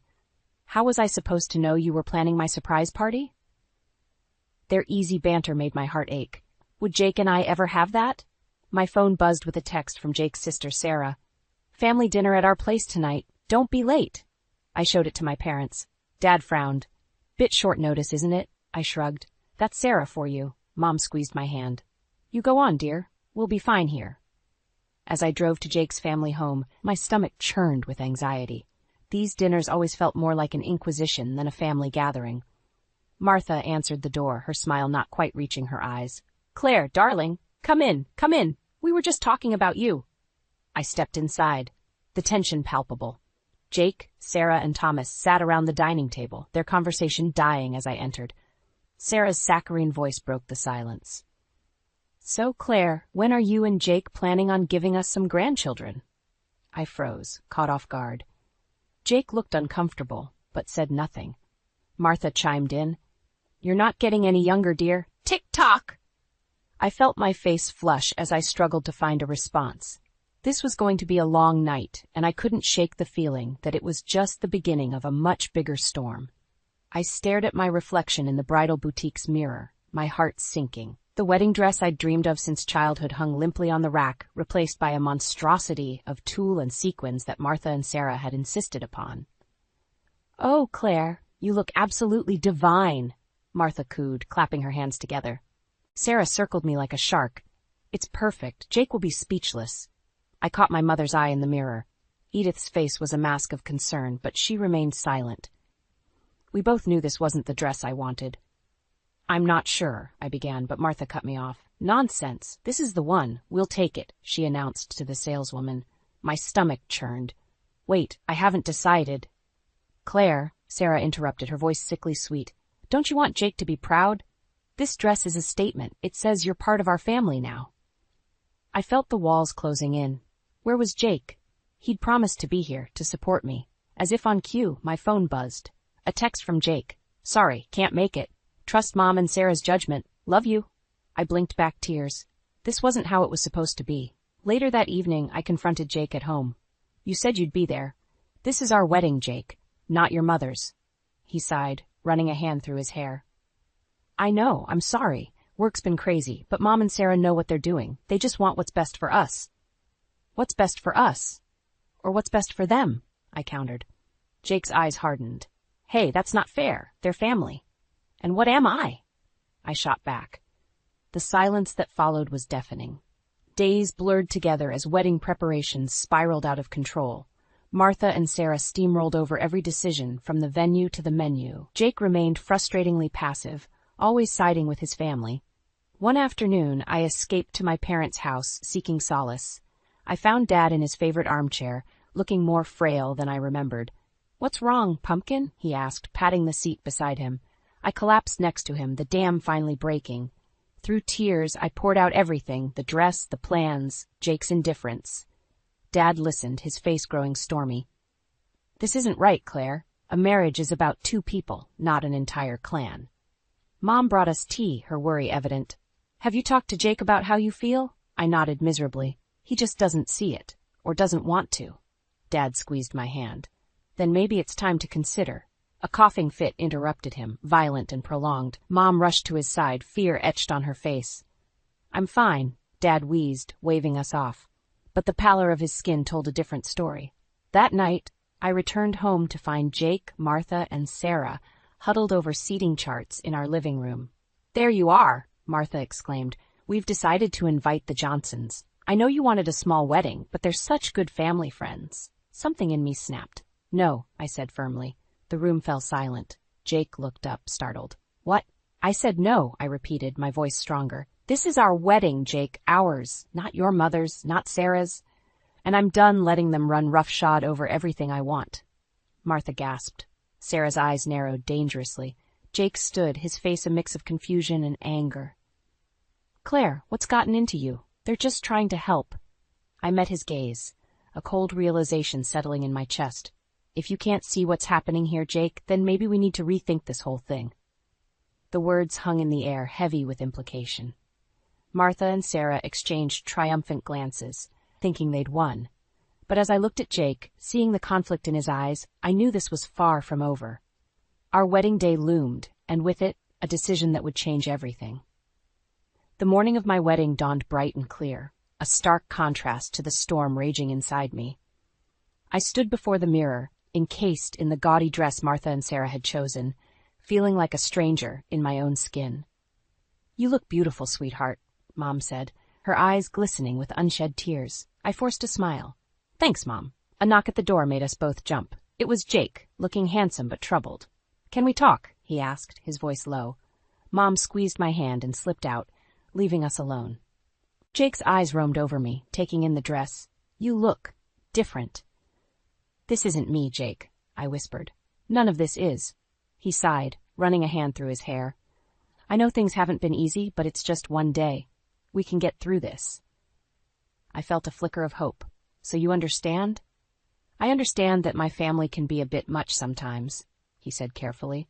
"But they mean well. Let's just get through today, okay?" My heart sank. He still didn't get it. The ceremony was a blur of faces and voices. I said my vows on autopilot, barely registering Jake's words.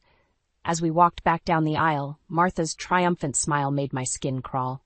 At the reception, I found myself cornered by Sarah near the cake table. "I hope you realize how lucky you are," she hissed, her smile never wavering. "Jake could have done so much better." I felt something snap inside me. "Is that so?" I replied, my voice dangerously calm. "Then maybe he should have." Before Sarah could respond, I grabbed a handful of cake and smashed it into her face. The room fell silent, all eyes on us. Jake appeared at my side, his face a mask of shock and anger. "Claire, what the hell?" I looked at him, then at the stunned faces of his family, and suddenly I couldn't breathe. Without a word, I turned and ran, ignoring the calls behind me. I found myself in the garden, gasping for air. Jake found me there, his tie askew and cake frosting on his sleeve. "What's going on with you?" he demanded. "You've embarrassed us all." "Us?" I echoed. "There is no us, Jake. There's you and your family, and then there's me, alone." His face softened. "That's not true. I love you." "Do you? Do you?" I challenged. "Because loving someone means standing up for them, supporting their choices. When was the last time you did that for me?" Jake's silence was deafening. "I can't do this anymore," I said quietly. "I won't live my life trying to please people who will never accept me." "What are you saying?" Jake's voice was barely a whisper. I slipped off my wedding ring and pressed it into his palm. "I'm saying goodbye." The shock on his face almost made me waver, but I steeled myself and walked away. As I reached the garden gate, I heard Martha's shrill voice. "Jake, what happened? Where is she going?" I didn't stay to hear his response. I kicked off my heels and ran, my ridiculous dress billowing behind me like a parachute of broken dreams. Hours later, I sat in my childhood bedroom, surrounded by the remnants of a life I thought I'd left behind. Mom brought me tea, her face etched with concern. "What happens now?" she asked gently. I took a deep breath. "I don't know, but for the first time in a long time, I feel like I can breathe." A commotion downstairs made us both start. Dad's voice, usually so weak lately, boomed through the house. "You have no right to be here. Get out!" Mom and I rushed downstairs to find Jake standing in our living room, looking lost and angry. Dad stood before him, trembling with fury. "Please," Jake pleaded, his eyes finding mine. "Claire, we need to talk." I stepped forward, placing myself between Jake and my father. "No, Jake, we don't. It's over." As I ushered him out, I caught a glimpse of a car idling at the curb. Martha sat in the driver's seat, her eyes boring into me with undisguised hatred. I closed the door, leaning against it as the weight of the day crashed over me. This was just the beginning, I realized. The real battle was yet to come. The shrill ring of my phone jolted me awake. I fumbled for it in the dark, my heart racing as I saw Mom's name on the screen. "Claire, it's your father." Mom's voice trembled. "He's had a stroke. We're at the hospital." I was out the door in minutes, my mind a whirlwind of fear and worry. As I sped through the empty streets, I realized I hadn't even told Jake where I was going. The hospital corridors seemed endless as I searched for Dad's room. I found Mom slumped in a chair outside, her face pale and drawn. "How is he?" I asked, breathless. She shook her head, tears welling up. "It's bad, Claire. The doctors, they're not sure he'll make it through the night." My world tilted on its axis. I steadied myself against the wall, trying to process the news. "Can I see him?" Mom nodded, squeezing my hand as I entered the room. Dad lay still, tubes and wires connecting him to beeping machines. He looked so small, so fragile. I took his hand, willing him to open his eyes. "I'm here, Dad," I whispered. "I'm not going anywhere." Days blurred together as we kept vigil by Dad's bedside. Jake called several times, but I couldn't bring myself to answer. How could I explain that my world was falling apart while he was busy planning Christmas with his family? On the 5th day, as I was dozing in the uncomfortable hospital chair, I felt a slight pressure on my hand. I opened my eyes to find Dad looking at me, his gaze weak but aware. "Pumpkin," he rasped. Tears streamed down my face as I called for the nurse. It wasn't a full recovery, but it was hope. As December crept closer, Dad's condition improved enough for him to come home. I threw myself into caring for him, grateful for every moment we had together. One evening, as I was helping Dad with his physical therapy exercises, Jake showed up unannounced. "Claire, we need to talk," he said, his face a mix of concern and frustration. "You've been ignoring my calls. Christmas is in 2 weeks, and we haven't even discussed our plans."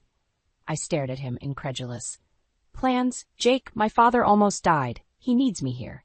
Jake's expression hardened. "I understand that, but my family is expecting us. We can't just cancel Christmas." "I'm not canceling Christmas," I said, my voice rising. "I'm spending it with my parents. Here." "But what about my family?" Jake demanded. "They're your family too now." I felt something snap inside me. Are they? Because when my father was fighting for his life, where were they? Where were you? Jake flinched as if I'd slapped him. "That's not fair. I tried to be here, but work." "Save it," I interrupted. "I've made my decision. I'm staying here for Christmas. You're welcome to join us, but I won't be going to your parents' house." Jake's face clouded with anger. "You can't just make that decision without me. We're married, Claire. We're supposed to be a team." "Are we?" I challenged. "Because lately, it feels like you're on a different team altogether." We stared at each other, the gulf between us widening with every passing second. Finally, Jake turned and stormed out, slamming the door behind him. Dad's voice, weak but determined, broke the silence. "You did the right thing, Pumpkin. Don't let anyone make you feel otherwise." I sank into the chair beside him, suddenly exhausted. "I know, Dad, but why does doing the right thing have to hurt so much?" He squeezed my hand. "Because it's worth it. You're worth it." As I sat there holding my father's hand, I realized I was at a crossroads. The life I had built with Jake was crumbling, but something new and uncertain was taking shape. Christmas loomed ahead, not as a celebration, but as a battle line drawn in the sand. I took a deep breath, steeling myself for what was to come. Whatever happened, I knew one thing for certain. I wouldn't back down. Not this time. The call came at 3 a.m., shattering the fragile peace I'd managed to find. Mom's voice, broken and raw, told me what I'd been dreading for weeks. "Claire, he's gone. Your father, he's gone." The world tilted on its axis as I fumbled for my clothes, my mind a whirlwind of grief and disbelief. I didn't even think to wake Jake as I rushed out the door.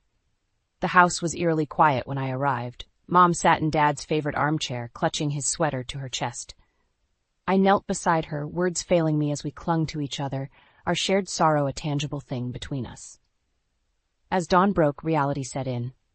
There were calls to make, arrangements to handle.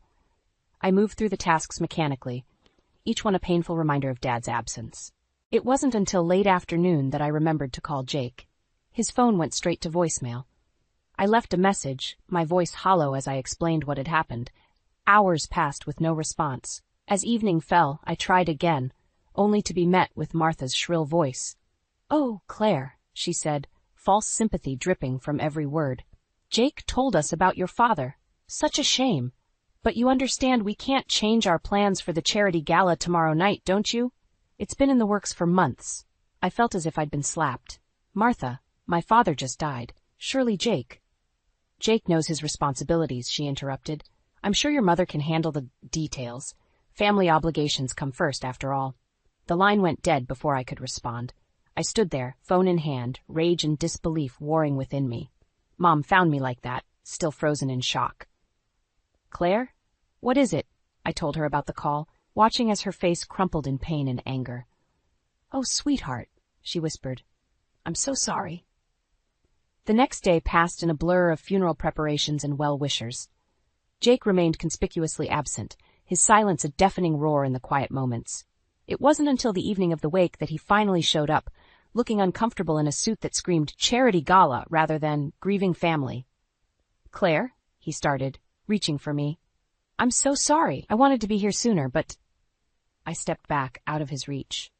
"But what, Jake? Your mother's gala was more important than being here for me? For my family?" He had the grace to look ashamed. "It's not like that. You know how important these events are. I couldn't just—" "Couldn't what?" I interrupted, my voice rising. "Couldn't be a husband, couldn't support your wife when she needed you most?" Jake's face hardened. "That's not fair. I'm here now, aren't I?" "Now?" I laughed bitterly. "Now is too late, Jake. Where were you when I was making funeral arrangements? When I was holding my mother as she cried herself to sleep? Where were you when I needed you?" A hush fell over the room as people turned to stare. Jake shifted uncomfortably, lowering his voice. "Claire, please, let's not do this here." "Why not?" I challenged. "Are you afraid people might see who you really are? A man who abandons his wife in her darkest hour for a party?" Jake's eyes flashed with anger. "That's enough. I won't stand here and be insulted. I'm leaving." As he turned to go, I felt something inside me break. "If you walk out that door," I said, my voice deadly calm, "don't bother coming back." He paused for a moment, conflict clear on his face. Then, without a word, he left. I stood there, surrounded by sympathetic murmurs and pitying glances, feeling more alone than ever. Mom appeared at my side, her hand warm in mine. "You did the right thing, sweetheart," she whispered. As I looked around the room at the faces of those who truly cared, who had shown up when it mattered most, I felt a strange sense of clarity wash over me. Dad was gone, and with him, the last threads of my marriage were unraveling. But in that moment, I knew with absolute certainty what I had to do next. It was time to reclaim my life, no matter the cost. The house felt empty as I returned from Dad's funeral, my grief a heavy blanket wrapped around my shoulders. Mom had decided to stay with her sister for a few days, leaving me alone with my thoughts and the echoing silence of our family home. I fumbled with my keys, pushing open the front door only to freeze at the sight before me. A thick manila envelope sat on the entryway table, Jake's neat handwriting stark against the brown paper. With trembling hands, I tore it open, my heart pounding as I scanned the contents. Jake wanted a divorce. The world tilted sideways as I stumbled to the couch, the papers clutched to my chest.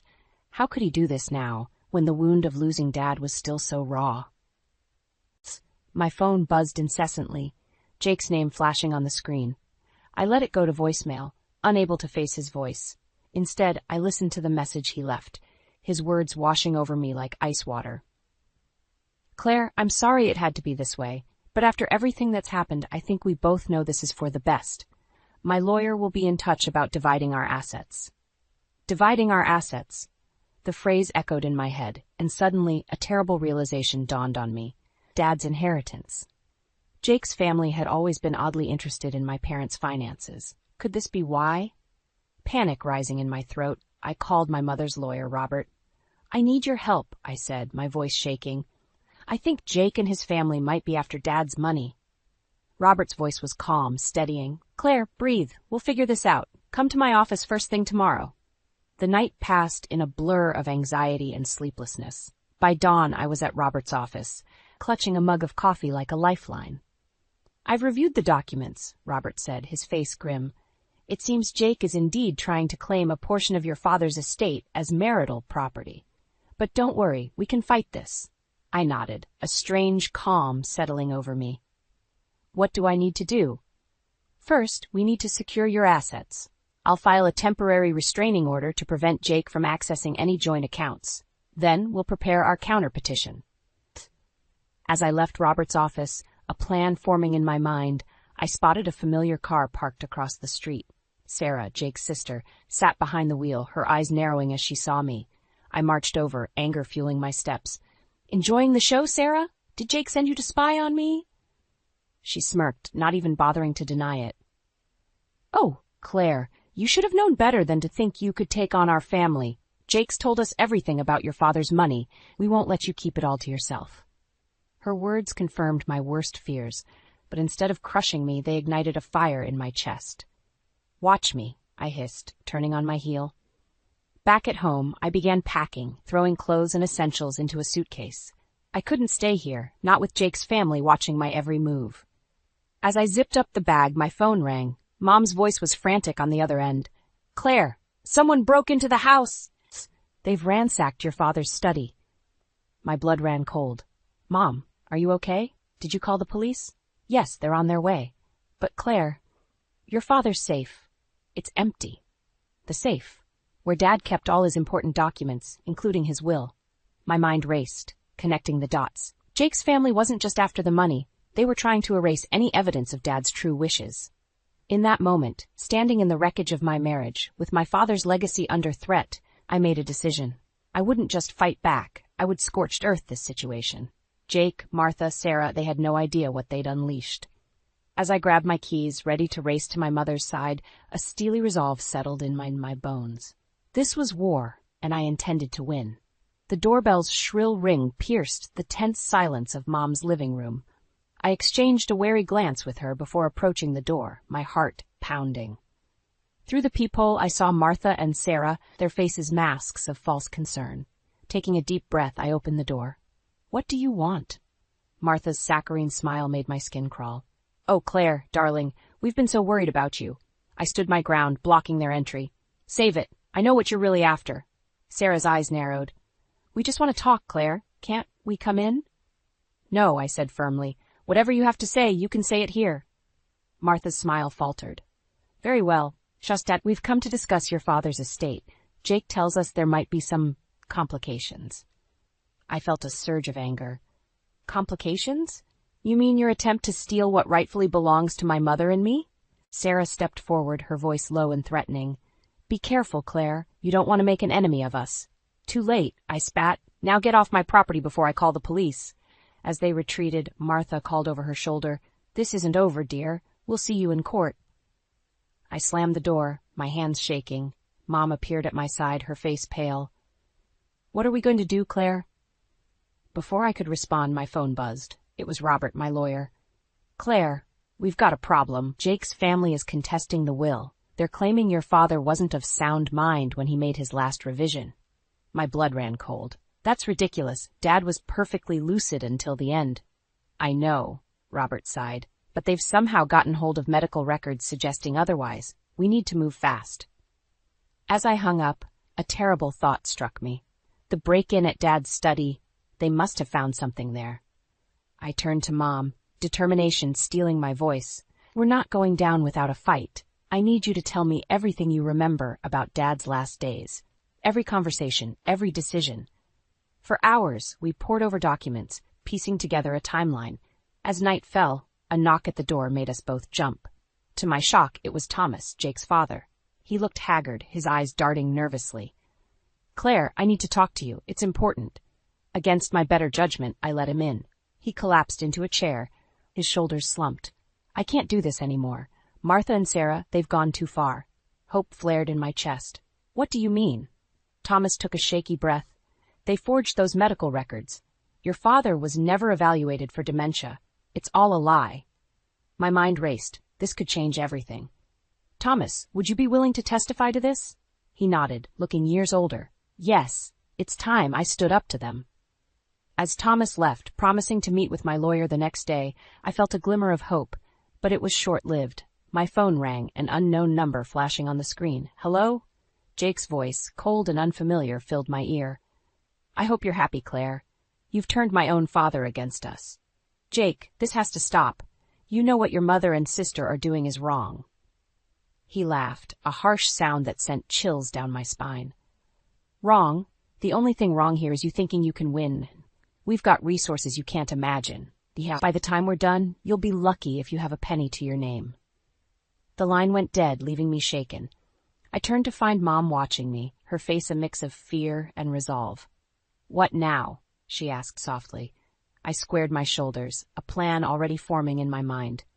Now, we fight fire with fire. They want to play dirty? Fine, but they have no idea who they're dealing with.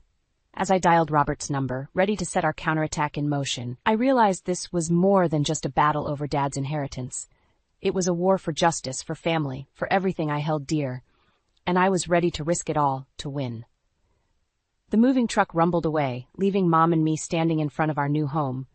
A fresh start, miles away from the chaos Jake's family had brought into our lives. I took a deep breath, feeling a weight lift from my shoulders. Ready? Mom asked, squeezing my hand. I nodded, a smile tugging at my lips. More than ready. As we unpacked, my phone buzzed incessantly. Jake, Martha, Sarah, all leaving increasingly frantic messages. I ignored them, focusing on creating our new sanctuary. It was past midnight when a crash downstairs jolted me awake. Mom's frightened voice called out, "Claire!" Heart pounding, I grabbed the baseball bat I'd kept by my bed and crept downstairs. The sight that greeted me froze me in my tracks. Martha, Sarah, and Thomas stood in our living room, surrounded by shattered glass from the window they'd broken. Thomas looked terrified, but Martha's eyes gleamed with manic determination. "Where is it?" she hissed. "Where's Milton's will?" I raised the bat, my voice steady, despite my racing heart. "Get out of our house. Now." Sarah lunged forward, but I swung the bat, stopping inches from her face. She stumbled back, shock replacing her usual smirk. "Claire," Thomas pleaded, "this has gone too far. Let's just talk." "Shut up!" Martha snapped. She turned to me, her face contorted with rage. "You ungrateful little bitch, after everything we've done for you." A siren wailed in the distance, growing louder. Mom appeared beside me, her phone in hand. "I've called the police," she announced, her voice stronger than I'd heard in months. Panic flashed across their faces. Thomas made a dash for the broken window, but tripped, crashing into a side table. Martha and Sarah hesitated, clearly torn between fleeing and continuing their search. The choice was made for them as red and blue lights flooded the room. "Police! Hands where we can see them!" As the officers burst in, I felt a strange calm settle over me. This was it. The moment when all the lies, all the manipulation would finally come to light. Hours later, as dawn broke, I sat in our kitchen nursing a cup of coffee. The police had taken Martha, Sarah, and Thomas away in handcuffs, charged with breaking and entering, attempted theft, and a host of other crimes. Jake had shown up shortly after, wild-eyed and frantic, but instead of defending his family, he'd crumbled under questioning, admitting to his part in the scheme to steal Dad's inheritance. "Claire?" Mom's soft voice pulled me from my thoughts. "The detective wants to speak with us again." I nodded, standing up. "Let's finish this." In the living room, Detective Harris smiled warmly. "Mrs. Edith, Miss Claire, I have good news. With Thomas's confession and the evidence we found at the scene, we have more than enough to ensure Martha, Sarah, and Jake face justice." Relief washed over me, but it was tinged with sadness. What happens now? "They'll be prosecuted to the full extent of the law," he assured us. "And as for you two, you're free to live your lives without fear of further harassment." As the detective left, Mom and I stood in silence, the weight of everything that had happened settling around us. "I'm so proud of you, Claire," Mom said, her eyes glistening. "Your father would be too." I felt tears welling up. "I just wish he was here to see it." She pulled me into a hug. "He is, sweetheart. In every brave decision you've made, in every moment you've stood up for what's right, he's here." As we held each other, I realized that this wasn't just an ending. It was a beginning.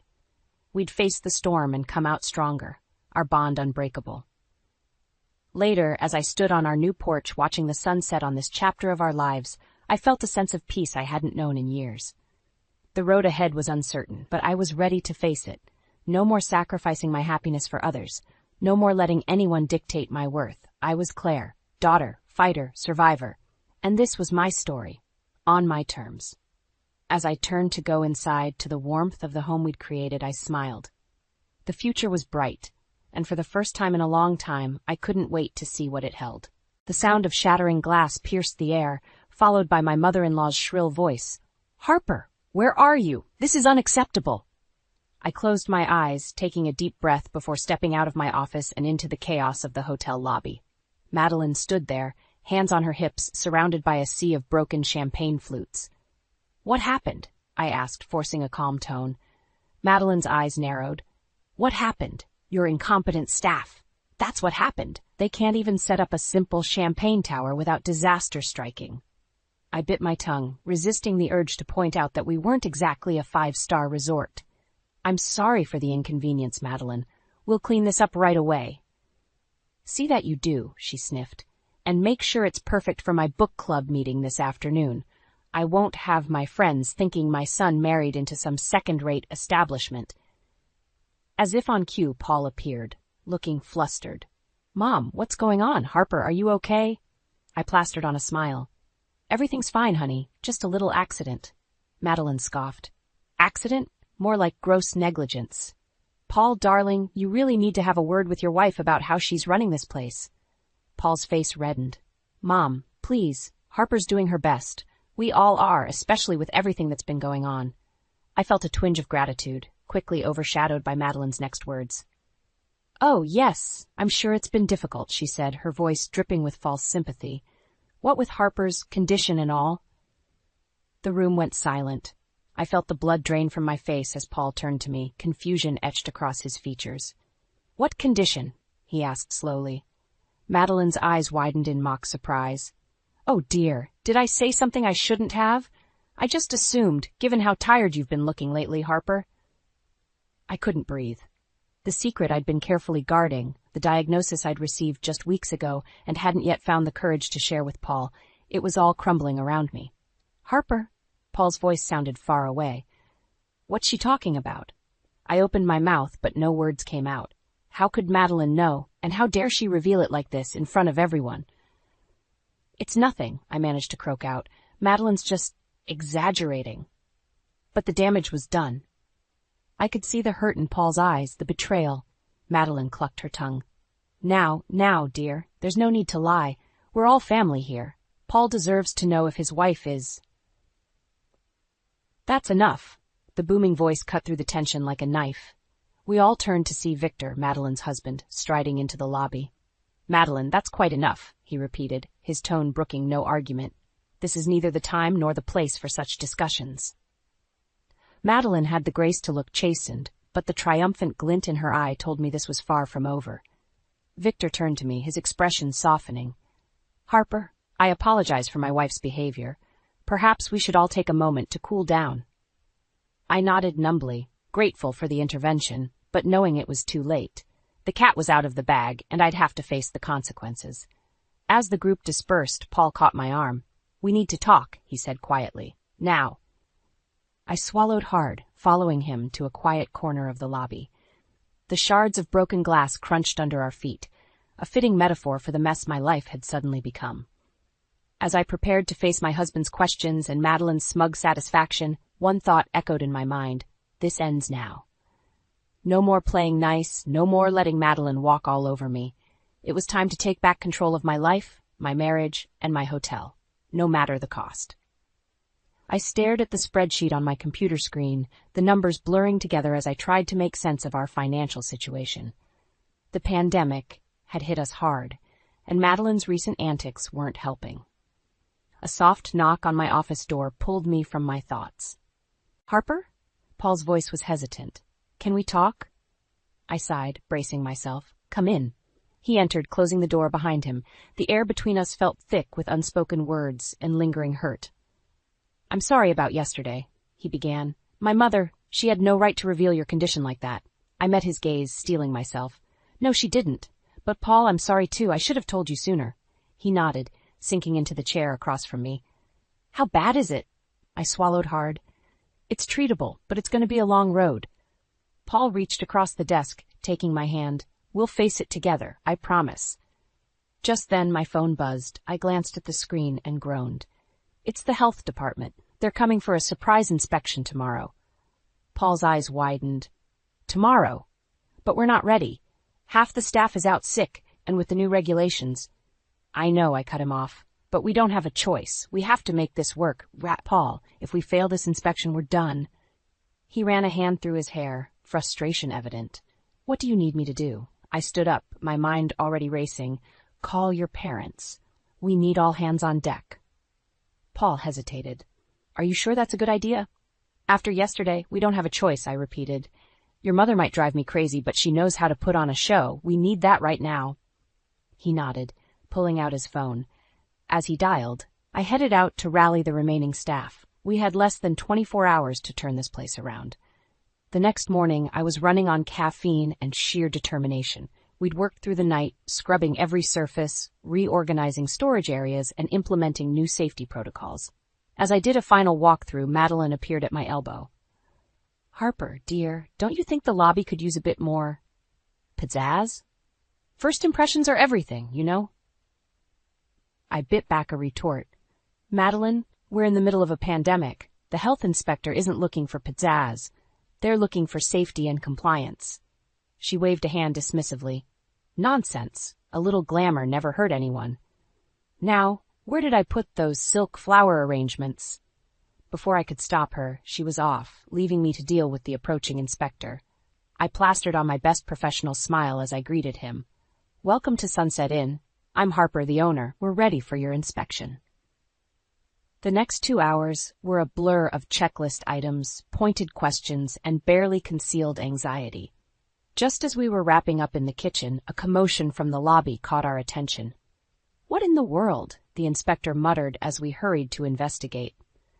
The scene that greeted us was pure chaos.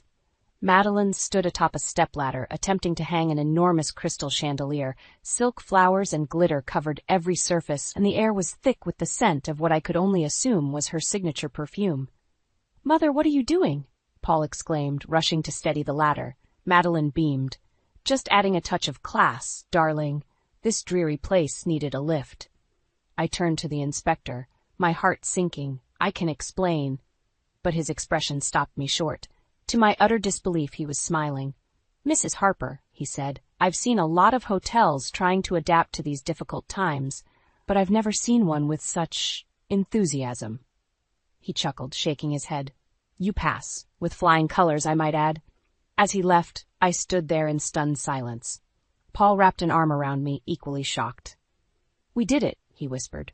I nodded, unable to speak. We had survived, against all odds. But as I looked at Madeline, still perched atop her ladder and basking in her perceived victory, I knew our troubles were far from over. This was just the beginning.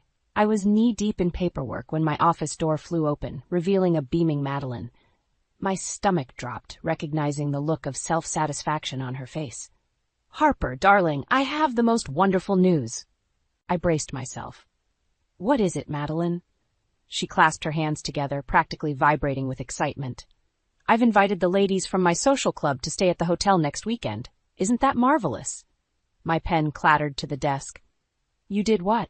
Oh, don't look so shocked, she waved dismissively. It's perfect timing. The hotel could use the business, and my friends are dying for a getaway. I took a deep breath, trying to keep my voice level. Madeline, we can't just... Nonsense. It's all arranged. 10 rooms, full service, the works. They're so looking forward to it. Before I could protest further, Paul appeared in the doorway. What's going on? Madeline turned to her son, beaming. Paul, darling, I was just telling Harper about the wonderful favor I've done for the hotel. My social club will be here next weekend. Paul's eyes widened, darting between his mother and me. Mom, that's a big decision. Did you discuss this with Harper first? Of course not, I muttered under my breath.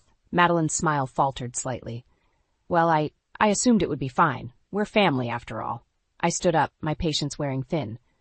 Madeline, we can't just host a large group without proper planning. We have protocols in place, staffing issues to consider. Oh, pish-posh, she interrupted. I'm sure you can handle it. Besides, these ladies are used to the very best. It'll be good for the hotel's reputation. I felt a headache coming on. Our reputation is fine. What we need is to follow safety guidelines and... Safety, Madeline sighed dramatically. You're always so focused on the negatives, Harper. This is an opportunity. Paul stepped between us, sensing the rising tension. Look, why don't we all take a moment to discuss this calmly? Mom, Harper's right that we need to consider the logistics. Madeline's eyes narrowed. I see. So you're taking her side now? It's not about sides, I interjected. It's about running a business responsibly. A business that wouldn't even exist without our family's support, Madeline shot back. The room fell silent. Paul looked stricken, while I felt as if I'd been slapped. Mom, Paul said quietly, that's not fair. Madeline had the grace to look slightly abashed, but she didn't back down. I'm sorry, but it's true, and now I'm trying to help, and all I get is resistance. I closed my eyes, counting to 10 silently. When I opened them, I forced a tight smile. Fine, the social club can come. Both Madeline and Paul looked surprised. Really? They said in unison. I nodded, my mind already racing. Yes, but on one condition. Madeline raised an eyebrow. And what's that? You help, I said firmly. Not just with planning, but with the actual work. If you want to host this event, you'll be part of the staff for the weekend. Paul's jaw dropped. Madeline looked as if I'd suggested she scrub toilets with a toothbrush. That's absurd, she sputtered. I'm a guest here, not an employee. I stood my ground. Those are my terms. Take it or leave it. Madeline's eyes darted to Paul, clearly expecting him to intervene. But to my surprise, he stayed silent, watching the exchange with a mix of apprehension and... was that admiration? After a long moment, Madeline straightened her shoulders. Fine, she said coolly. If that's what it takes to show you how things should be done around here, I accept. As she swept out of the room, Paul turned to me with a look of disbelief. Harper, are you sure about this? I sank back into my chair, suddenly exhausted. No, I admitted, but something has to change, Paul. And if this is what it takes to make your mother understand what we deal with every day, then so be it. Little did I know, I had just set in motion a chain of events that would change everything, for better or worse. I paced our bedroom, my frustration reaching a boiling point. Paul sat on the edge of the bed, his head in his hands. I can't take it anymore, Paul, I said, my voice trembling. Your mother is destroying everything we've worked for. He looked up, his eyes weary. Harper, I know she can be difficult, but... Difficult. I laughed bitterly. She's a nightmare. She's undermining my authority, spending money we don't have, and now this ridiculous social club weekend? It's too much. Paul stood, reaching for me. I'll talk to her, I promise. We'll figure this out. I stepped back, shaking my head. That's not enough anymore. You've been saying that for years, and nothing changes. I need you to stand up to her, Paul. Really stand up to her. His face fell. She's my mother, Harper. What do you expect me to do? I expect you to support your wife, I snapped. To put our marriage, our business first, but you never do. You always cave to her demands. Paul's expression hardened. That's not fair. I'm trying to balance everyone's needs here. Well, you're failing, I said, the words tumbling out before I could stop them, and I'm not sure how much longer I can do this. The silence that followed was deafening. Paul stared at me, shock and hurt etched across his face. What are you saying? He whispered. I took a deep breath, steadying myself. I'm saying that if something doesn't change, and soon, I don't know if our marriage will survive this. Paul stumbled back as if I'd struck him. Harper, you can't mean that. We've been through so much together. Exactly, I said, my voice softening. We've been through so much. The pandemic, my health scare, the constant struggle to keep this whole afloat. But your mother, she's the one thing that might break us, Paul. He sank back onto the bed, looking lost. I don't know what to do, he admitted. I love you, Harper, more than anything. But she's my mother. I can't just cut her out of our lives. I sat beside him, taking his hand. I'm not asking you to cut her out. I'm asking you to set boundaries, to make it clear that our marriage, our business, comes first. Paul nodded slowly. You're right. I know you're right. It's hard. I know, I said softly, but we can't go on like this. Something has to give. Just then a commotion from downstairs caught our attention. We exchanged a glance before hurrying to investigate.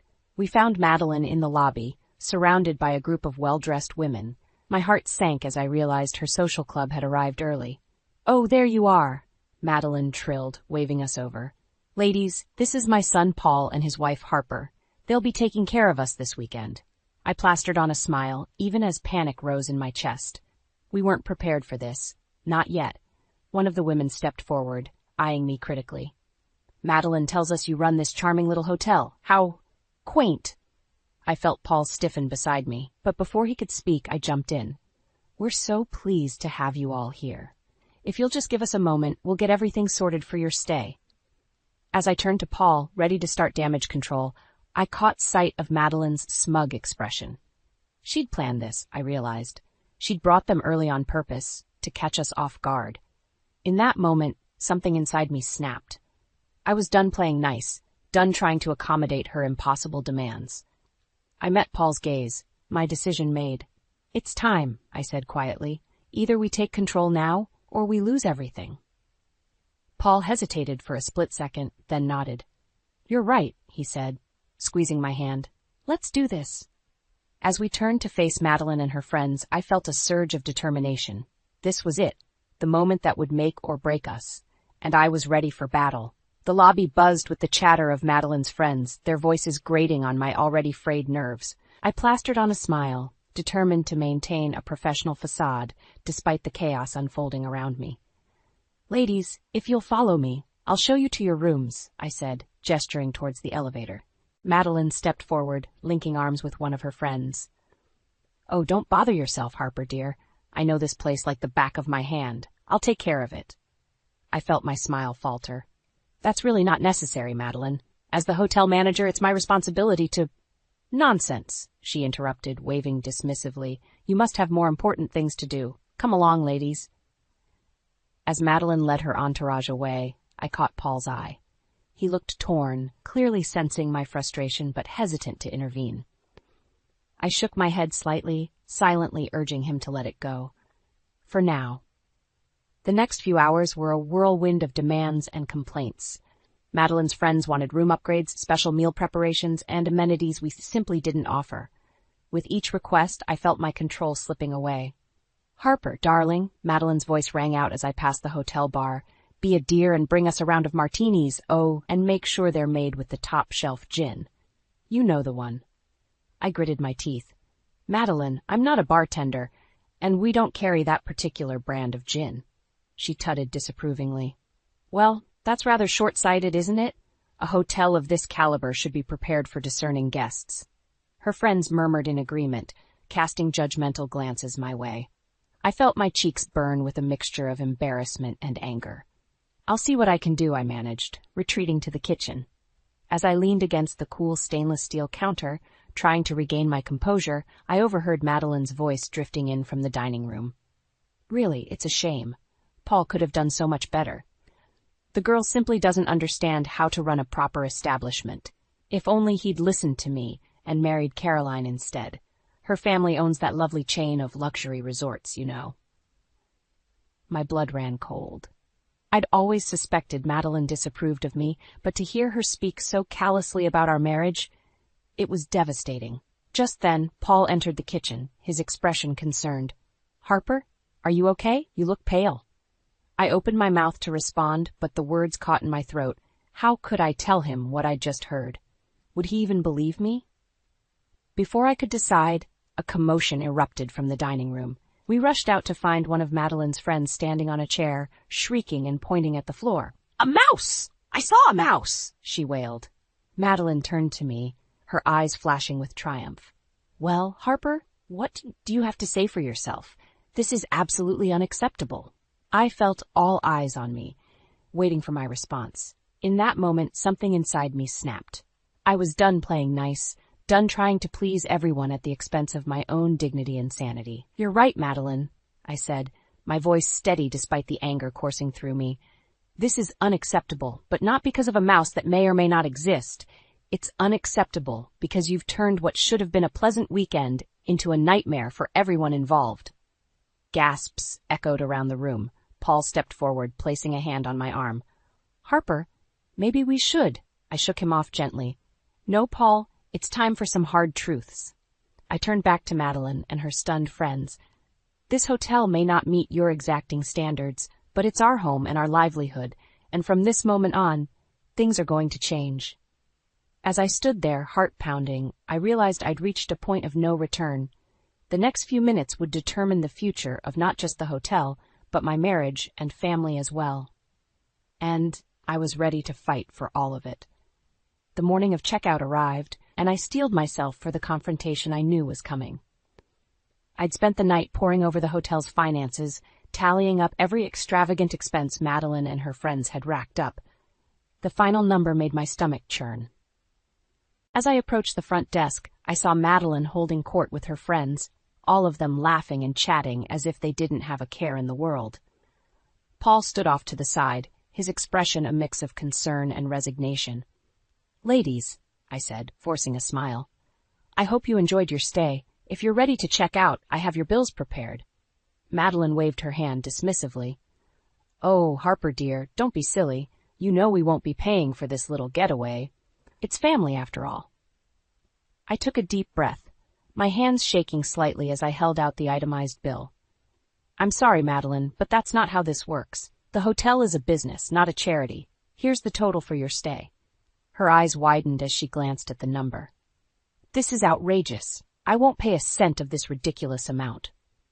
"Madeline," I said, my voice firm, "you and your friends consumed thousands of dollars worth of food, drink, and services. We can't afford to comp all of that, especially not in this economy." She turned to Paul, her face flushing with anger. "Paul, darling, control your wife. This is unacceptable behavior." I felt a surge of relief as Paul stepped forward, placing a hand on my shoulder. "No, Mom. Harper's right. You need to pay for what you've used." Madeline's jaw dropped. "I can't believe this. After everything I've done for you both, for this hotel." "What exactly have you done, Madeline?" I interrupted, my patience finally snapping. "Besides criticize, undermine, and take advantage of our hospitality?" The lobby fell silent, all eyes on us. Madeline's friends shifted uncomfortably, clearly unsure whether to intervene. "How dare you?" Madeline hissed. "I've supported this hotel from the beginning. I've brought in high-profile guests. You've brought in your friends, who expect everything for free," I countered. "You've spread rumors about our service. You've insulted our staff. And worst of all, you've tried to drive a wedge between Paul and me at every opportunity." Paul's grip on my shoulder tightened. "Is this true, Mom?" Madeline's face paled. "Of course not. I would never." "I heard you," I said quietly, "in the dining room, talking about how Paul should have married someone else, someone from a proper family." The hurt in Paul's eyes was almost unbearable. "Mom, how could you?" Madeline looked frantically between us, her carefully constructed facade crumbling. I only want what's best for you, darling. This hotel, this life, it's beneath you." "That's enough," Paul said, his voice hard. "You need to leave, Mom, and you need to pay your bill." For a moment I thought Madeline might actually comply, but then her eyes narrowed, a cold smile spreading across her face. "Fine. You want to play hardball? Let's play. I'll pay the bill, every last cent. And then I'll call in the loan I gave you to start this place." My blood ran cold. "What loan?" Paul's face had gone ashen. "Mom, you can't." "Oh, but I can," Madeline said, her voice dripping with satisfaction. "Did your dear wife never tell you, Paul? This hotel wouldn't even exist without my money. And now I think it's time I got my investment back." The room spun around me as the implications sank in. If Madeline called in that loan, we'd lose everything. The hotel, our home, our entire livelihood. I turned to Paul, searching his face for some sign, some solution, but he looked as lost as I felt. In that moment, standing in the lobby of the hotel we'd poured our hearts and souls into, I realized we were teetering on the edge of losing it all, and I had no idea how to pull us back from the brink. The lobby had fallen into a tense silence, the weight of Madeline's threat hanging heavy in the air. I felt as if I were standing on the edge of a precipice, one wrong move away from losing everything we'd worked so hard to build. Suddenly, the front doors swung open and a familiar figure strode in. Victor, Madeline's husband, his face set in a grim expression. "What in God's name is going on here?" he demanded, taking in the scene before him. Madeline's demeanor instantly shifted, a saccharine smile replacing her scowl. "Victor, darling, what a surprise! We were just—" "Save it, Madeline," Victor cut her off, his tone brooking no argument. "I've heard enough on the drive over. You've gone too far this time." I exchanged a confused glance with Paul. How did Victor know what was happening? As if reading my mind, Victor turned to us. "I apologize for the intrusion, Harper, Paul. One of the staff called me, concerned about the commotion. It seems my wife has been causing quite a stir. Madeline's face flushed with anger. How dare you undermine me like this, Victor? I was merely protecting our family's interests. Victor's eyes narrowed.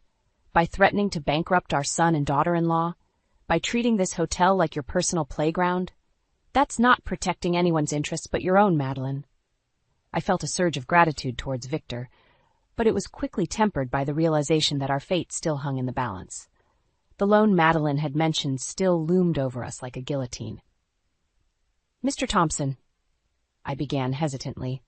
I appreciate your intervention, but please call me Victor, he interrupted, his expression softening. And I'm well aware of the loan situation, Harper. It's time we cleared the air about that. Paul stepped forward, his face a mask of confusion and hurt. Dad, what's going on? What do you know about this loan? Victor sighed heavily. The loan your mother mentioned, it doesn't exist, at least not in the way she's implying. A collective gasp rippled through the room. Madeline's face drained of color. Victor, don't you dare. Enough, Madeline, he said firmly. It's time for the truth. The money we gave you and Harper to start this hotel was a gift, not a loan. We agreed on that from the beginning. I felt as if the floor had dropped out from beneath me. All this time, the threat of financial ruin had been nothing but a bluff. Paul turned to his mother, his voice barely above a whisper. Is this true? You lied about the loan? Madeline's composure crumbled entirely. I only wanted to protect you, to make sure you had a safety net. This hotel, it's not the life I envisioned for you, Paul. That wasn't your decision to make, Paul said, his voice hard. You had no right to hold this over our heads, to try and manipulate us like this. I felt a surge of pride for my husband, seeing him stand up to his mother at last, but the relief was short-lived, as I realized we still had a mess to clean up. Victor, I said, finding my voice at last, I appreciate you clearing this up, but it doesn't change the fact that Madeline and her friends have run up a significant bill they're refusing to pay. Victor nodded grimly. I'm well aware, and I assure you it will be paid in full, but I think there's a more fitting punishment for Madeline's behavior. He turned to his wife, his expression a mix of disappointment and determination. Madeline, you're going to work off every cent of that bill right here in this hotel. Maybe then you'll gain some appreciation for the hard work Harper and Paul put in every day. Madeline's jaw dropped. You can't be serious. I won't debase myself by... You will, Victor said firmly, or we'll be having a very serious discussion about our own financial arrangements when we get home. As Madeline sputtered in indignation, I caught Paul's eye. We'd won, in a sense, but at what cost? The revelations of the day had shaken the very foundation of our family, and I knew the real work was only just beginning. Standing there in the lobby, surrounded by the aftermath of Madeline's schemes, I realized we were at a crossroads. The next few days would determine not just the fate of our hotel, but the future of our entire family. And I wasn't sure if any of us were truly ready for what lay ahead.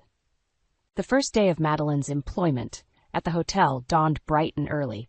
I stood in the lobby, a mixture of anticipation and dread churning in my stomach as I waited for her arrival. When she finally appeared, the transformation was startling. Gone were the designer clothes and perfectly coiffed hair. Instead, Madeline wore the standard hotel uniform, her face bare of makeup, and her expression a mixture of defiance and resignation. Well, she said stiffly, where do you want me? I took a deep breath, steeling myself. Let's start with housekeeping. We have a full house today, and the rooms need to be turned over quickly. As I led her through the daily routine, I couldn't help but feel a twinge of satisfaction at Madeline's obvious discomfort. But as the days wore on, something unexpected began to happen. Slowly, almost imperceptibly at first, Madeline's attitude started to shift. The complaints became less frequent, replaced by a quiet determination. I caught her studying the other staff, asking questions, even offering suggestions for improvements. One evening, about a week into her sentence, I found Madeline in the kitchen, long after her shift had ended. She was hunched over a pile of invoices, a look of concentration on her face. Madeline, I asked, surprised, what are you doing? She looked up, a hint of embarrassment in her eyes. I noticed some discrepancies in our supply orders. I think we might be able to cut costs if we switch vendors for certain items. I was stunned. You've been looking into our finances? Madeline nodded, suddenly looking uncertain. I hope I haven't overstepped. It's just, I had no idea how much went into running this place, the attention to detail, the constant problem solving. It's impressive. For a moment, I didn't know how to respond. This was a side of Madeline I'd never seen before. Thank you, I finally managed. I'd love to hear your ideas. As we pored over the numbers together, I felt a shift in the air between us. For the first time, we weren't adversaries. We were partners, working towards a common goal. The next few weeks flew by in a whirlwind of activity. Madeline threw herself into her work with a passion that surprised us all.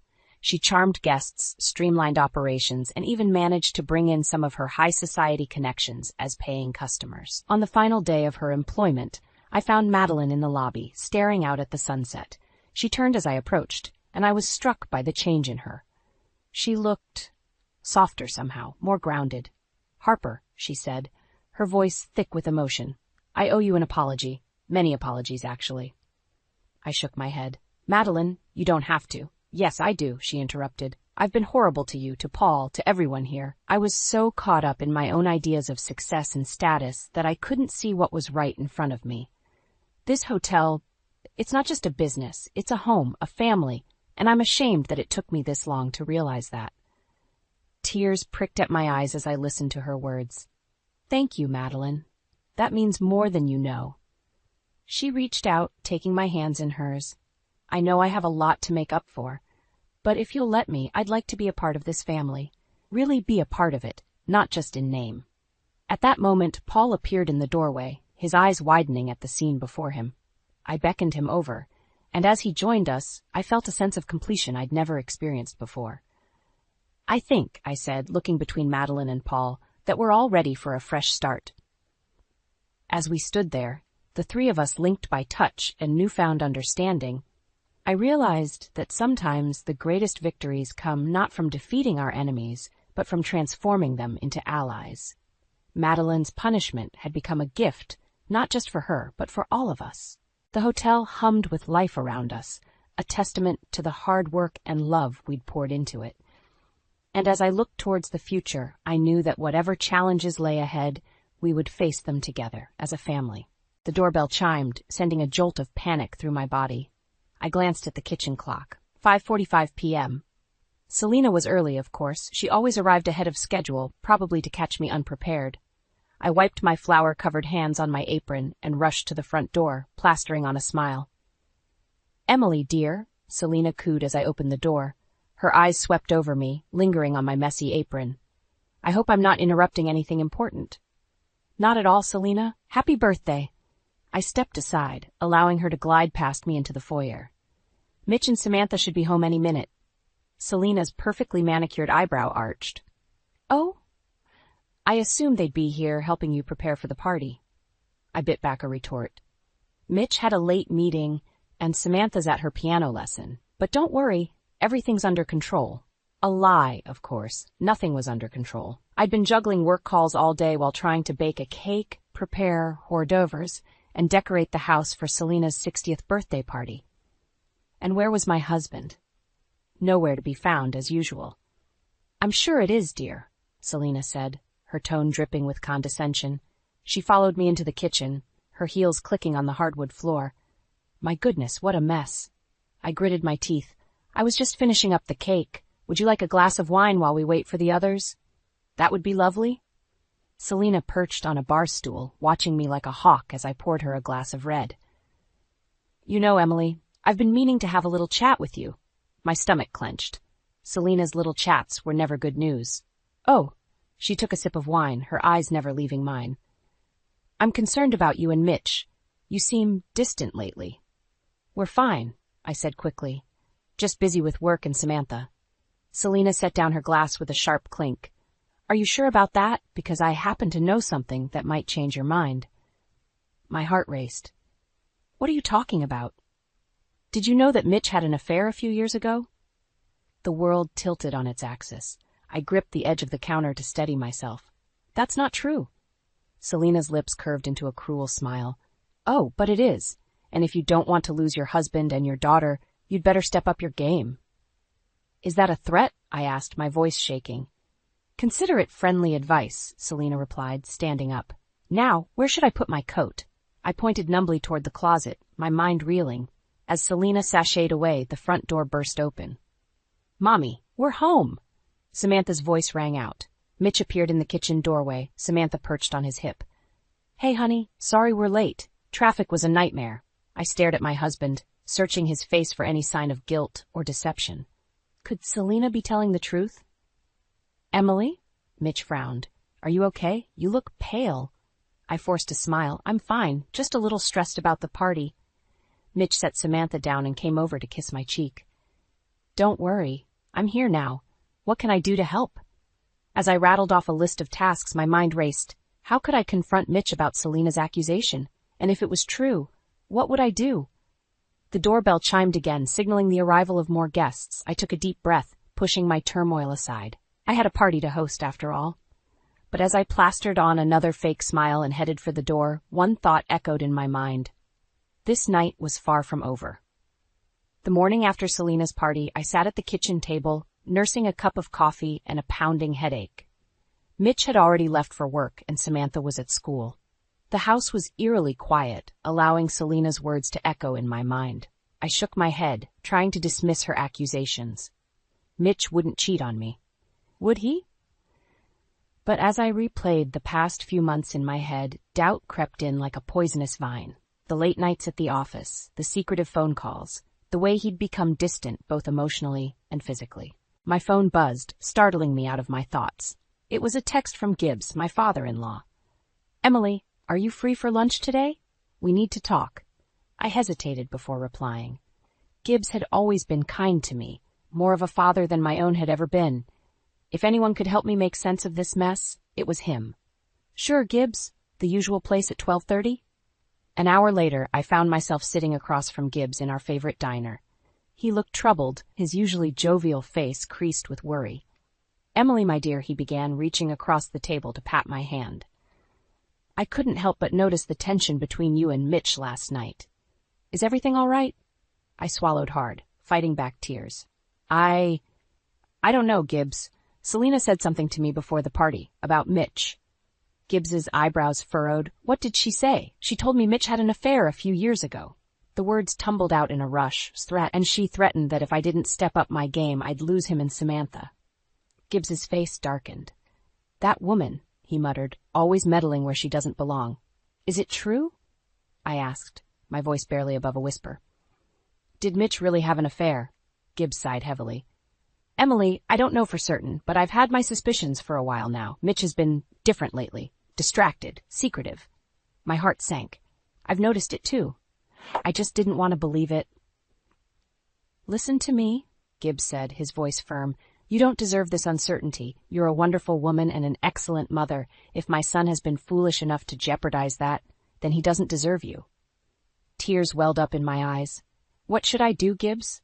Let me do some digging, he replied. I have a few contacts who might be able to help us get to the bottom of this. In the meantime, try to act normal around Mitch. That means we don't want to tip him off if there's really something going on. I nodded, grateful for his support. As we finished our lunch, I felt a glimmer of hope. At least I wasn't alone in this. That evening, as I prepared dinner, Mitch came home later than usual. He barely looked at me as he loosened his tie and grabbed a beer from the fridge. How was your day? I asked, trying to keep my voice casual. Fine, he grunted. Just busy. Big project coming up. I watched him closely, searching for any sign of guilt or deception. But his face remained impassive, giving nothing away. Daddy! Samantha's voice rang out as she bounded into the kitchen. Can we play catch in the backyard? Mitch's face softened as he looked at our daughter. Not tonight, sweetheart. Daddy's tired. Maybe this weekend, okay? Samantha's face fell, and I felt a surge of anger. How dare he neglect our daughter like this? As we sat down to dinner, the tension was palpable. Samantha chattered away, oblivious to the strained silence between her parents. My phone buzzed with a text. It was Gibbs. Found something. Call me when you're alone. My heart raced as I excused myself from the table, claiming a work emergency. Locking myself in the bathroom, I dialed Gibbs's number with shaking hands. Emily, his voice was grave. I'm sorry, but it's true. Mitch had an affair, and I'm afraid it might not be over. The world spun around me as I gripped the sink for support.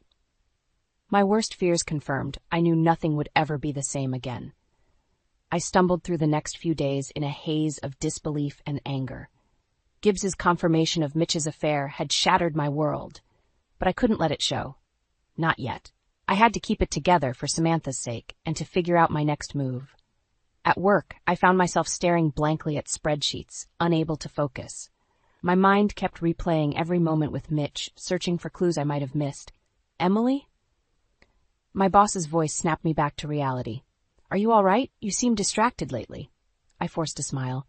I'm fine, just a bit under the weather. I'll have the Johnson account finished by tomorrow, I promise. He nodded, but I could see the concern in his eyes. I had to pull myself together before I jeopardized my career, too. That evening, I picked up Samantha from her piano lesson. As we drove home, she chattered excitedly about her upcoming recital.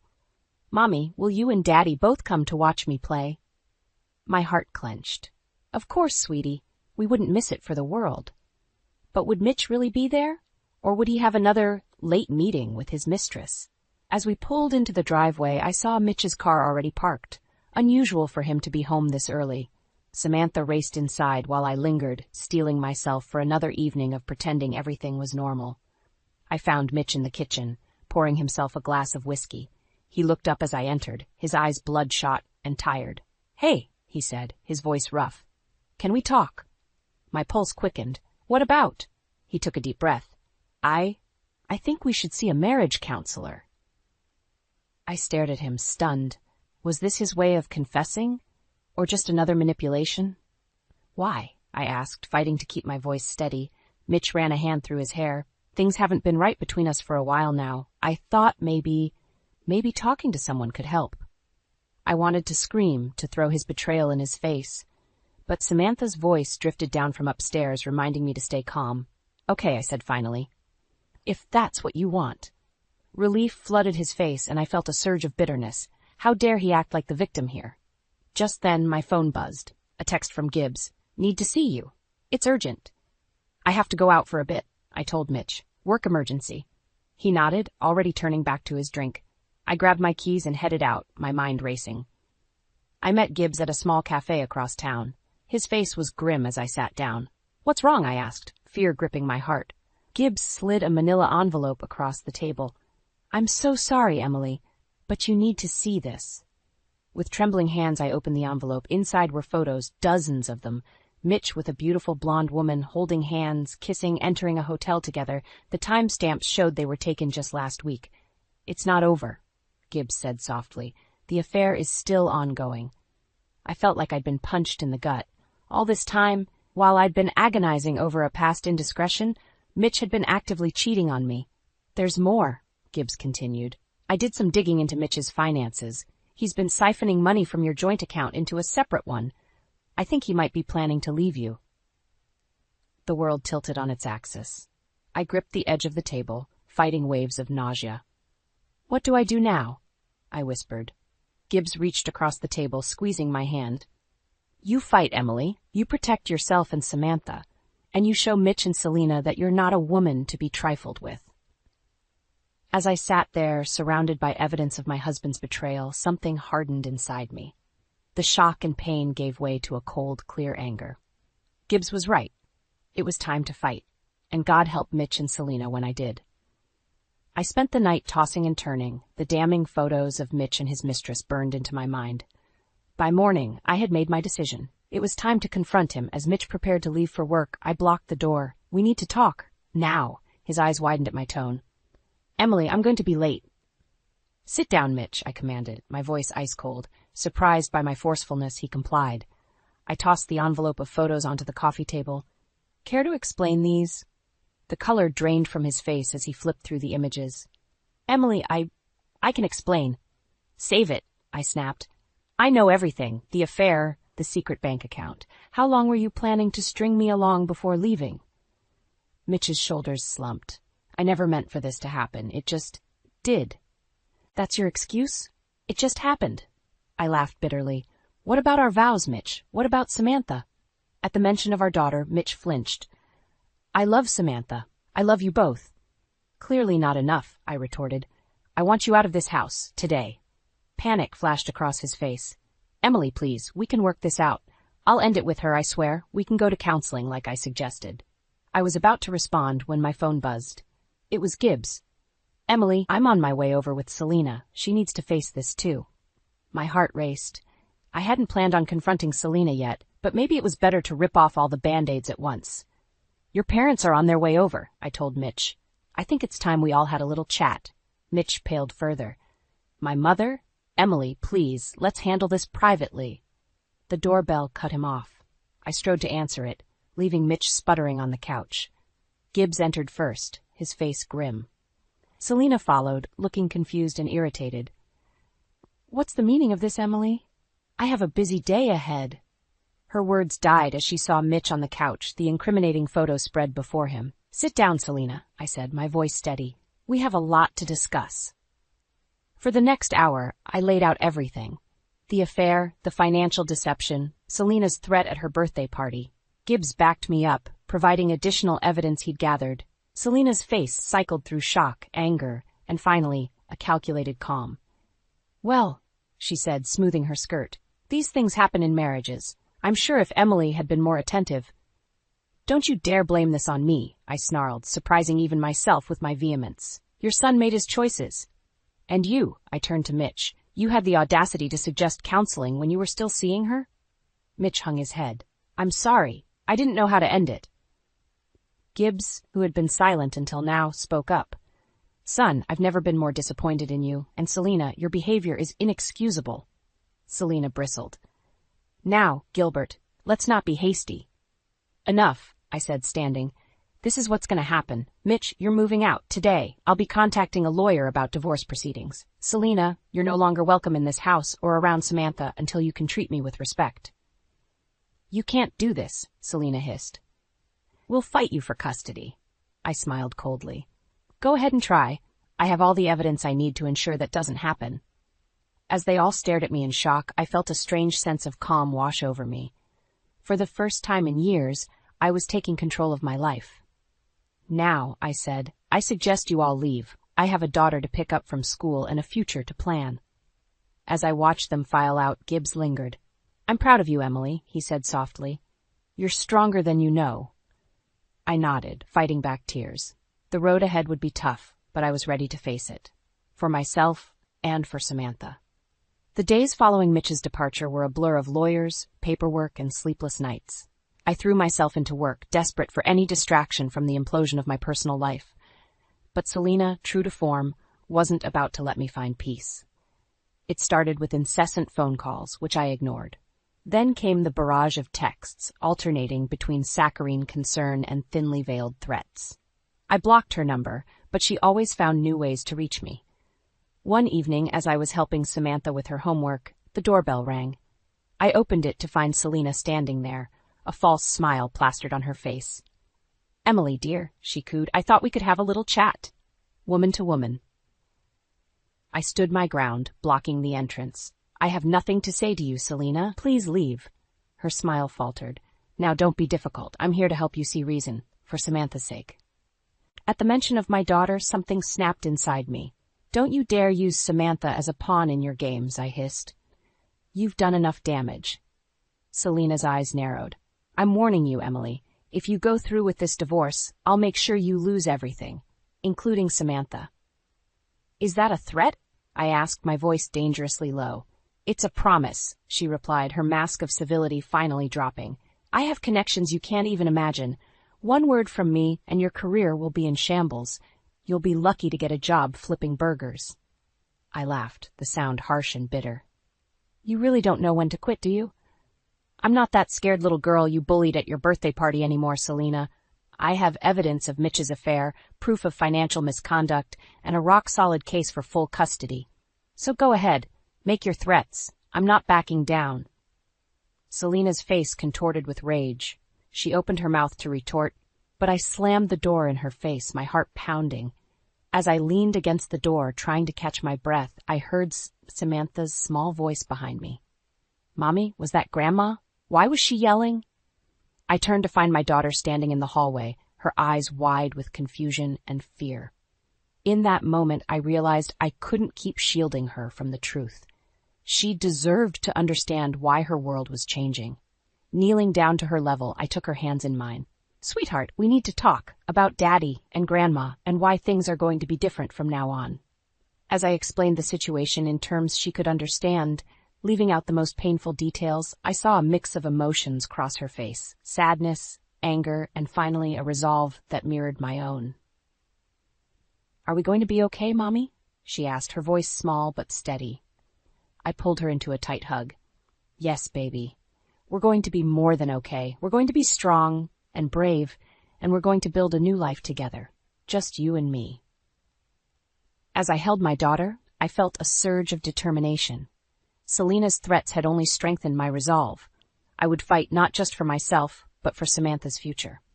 That night, after tucking Samantha in, I made a decision. It was time to take control of the narrative.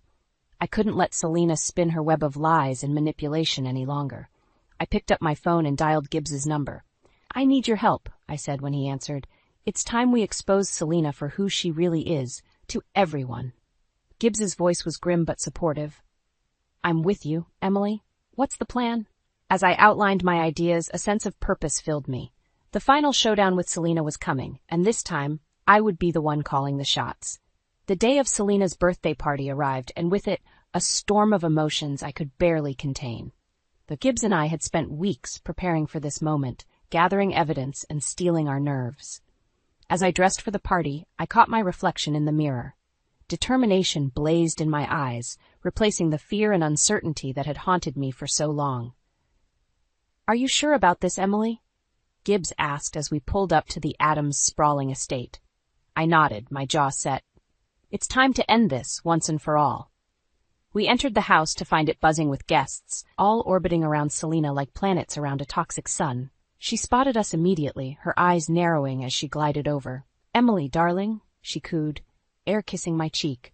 "How brave of you to show up, and Gilbert, always a pleasure." I forced a smile.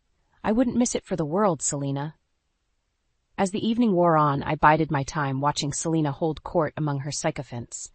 Mitch was there too, looking uncomfortable and avoiding my gaze. The tension in the room was palpable, a powder keg waiting for a spark. Finally, as Selena prepared to make her birthday speech, I knew it was time. I caught Gibbs's eye across the room, and he gave me a subtle nod.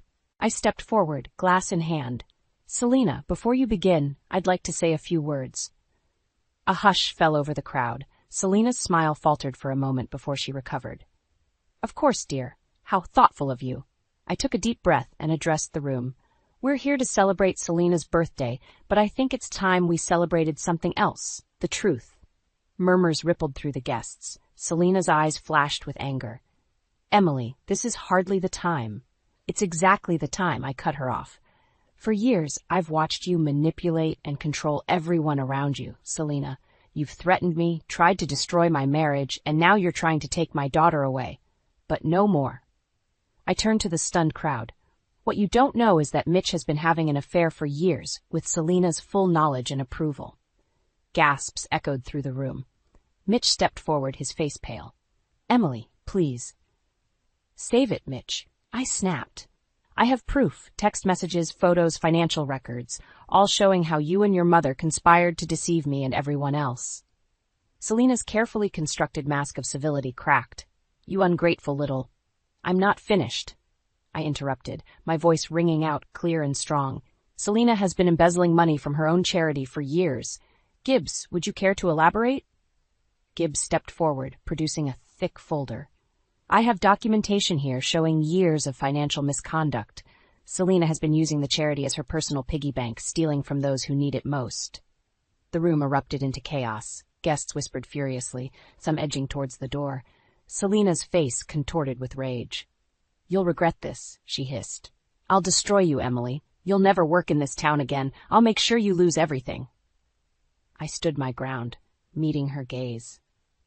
"No, Selena, you're the one who's lost everything. Your reputation, your son's respect, and any power you thought you had over me." Suddenly, Selena lunged at me, her manicured nails clawing at my face. I stumbled backward, shocked by her ferocity. Gibbs and several guests rushed to pull her off me. You ruined everything, Selena shrieked, struggling against those restraining her. This was supposed to be my night. As security guards a hysterical Selena from the room, I found myself face to face with Mitch. His eyes were pleading, filled with remorse and fear. Emily, I'm so sorry, he whispered. I never meant for it to go this far. I looked at him, the man I had once loved, now a stranger. It's too late for sorry, Mitch. We're done.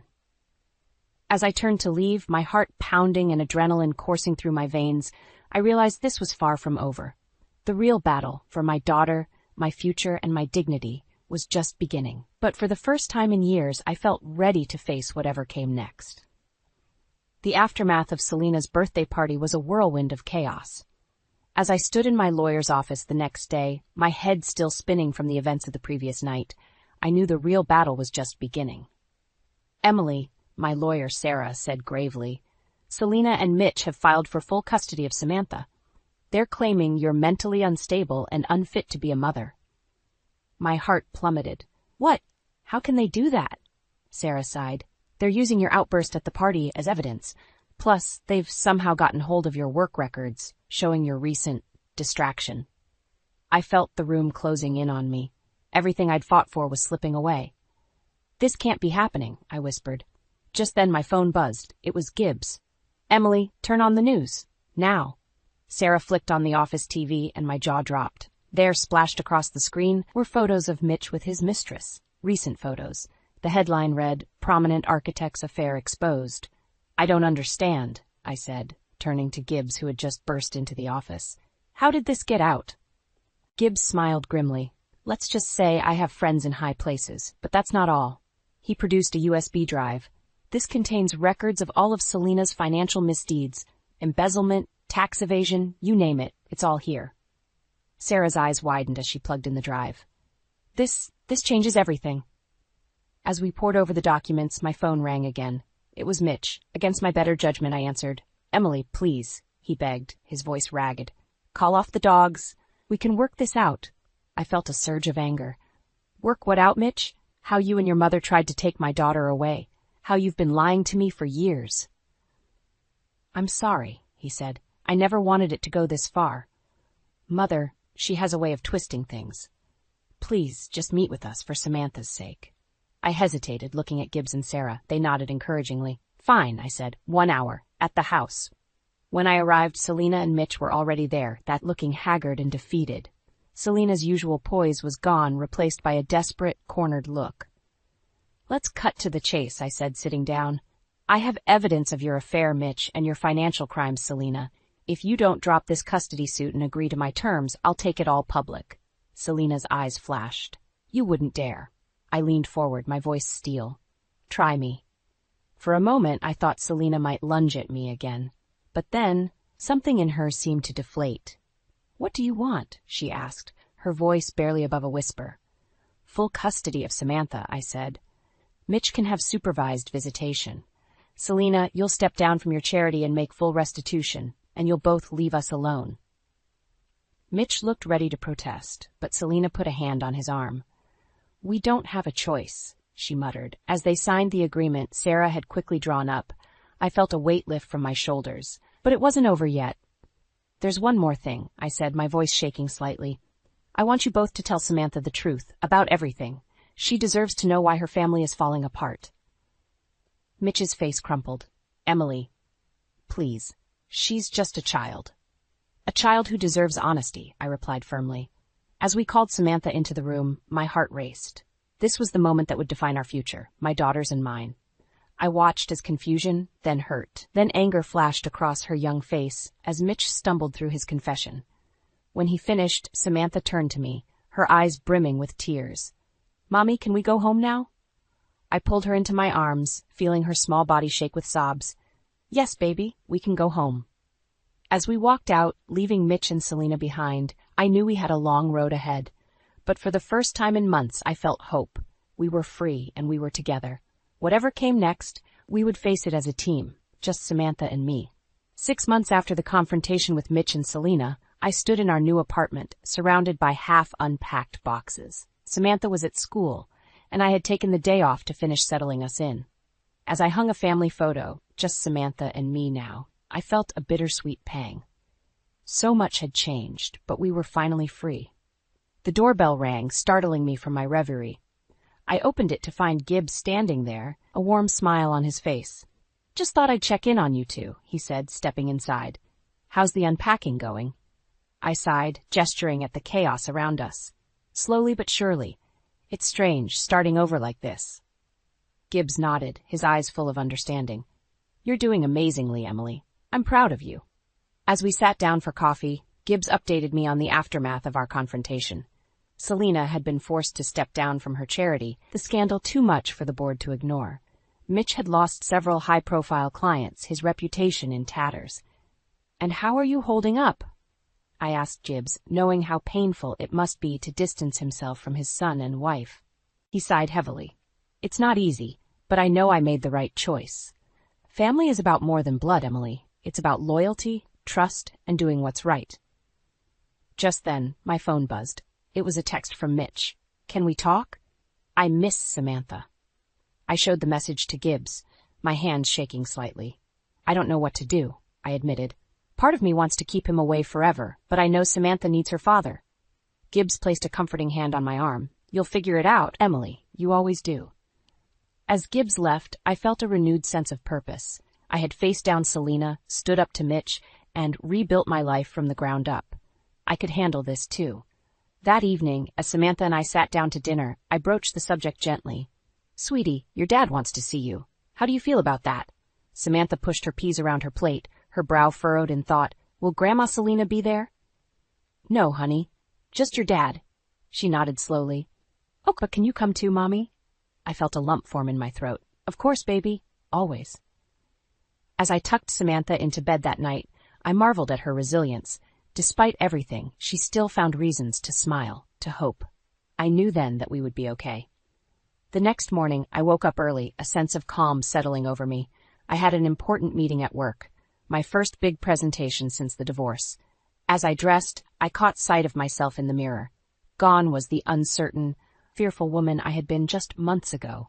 In her place stood someone stronger, wiser, and unafraid to face whatever life threw her way. At work, I nailed the presentation. My boss pulled me aside afterward, a proud smile on his face. "Emily, I don't know what's changed, but whatever it is, keep it up. You're on track for that promotion we discussed." As I drove to pick up Samantha from school, I felt a sense of accomplishment wash over me. We had weathered the storm, Samantha and I, and come out stronger on the other side. Samantha bounded into the car, her face alight with excitement. "Mommy, I got the lead in the school play." I hugged her tightly, my heart swelling with pride and love. "That's wonderful, sweetheart. We'll have to celebrate." As we drove home, Samantha chattering happily beside me, I realized that this moment of simple joy was what I had been fighting for all along. Not the big house or the perfect family image, but the freedom to be ourselves, to love and support each other without manipulation or deceit. That night, as I sat on our small balcony, watching the city lights twinkle in the distance, I felt truly at peace for the first time in years. The road ahead wouldn't always be easy, I knew. There would be challenges, co-parenting with Mitch, helping Samantha navigate her new reality, continuing to prove myself at work. But I was ready for it all. Because now I knew my own strength, and I had the unconditional love of my daughter to sustain me. Whatever came next, we would face it together with resilience, grace, and the unshakable bond between a mother and her child. As I closed my eyes, breathing in the cool night air, I smiled. This wasn't the end of our story, it was the beginning of a new, better chapter.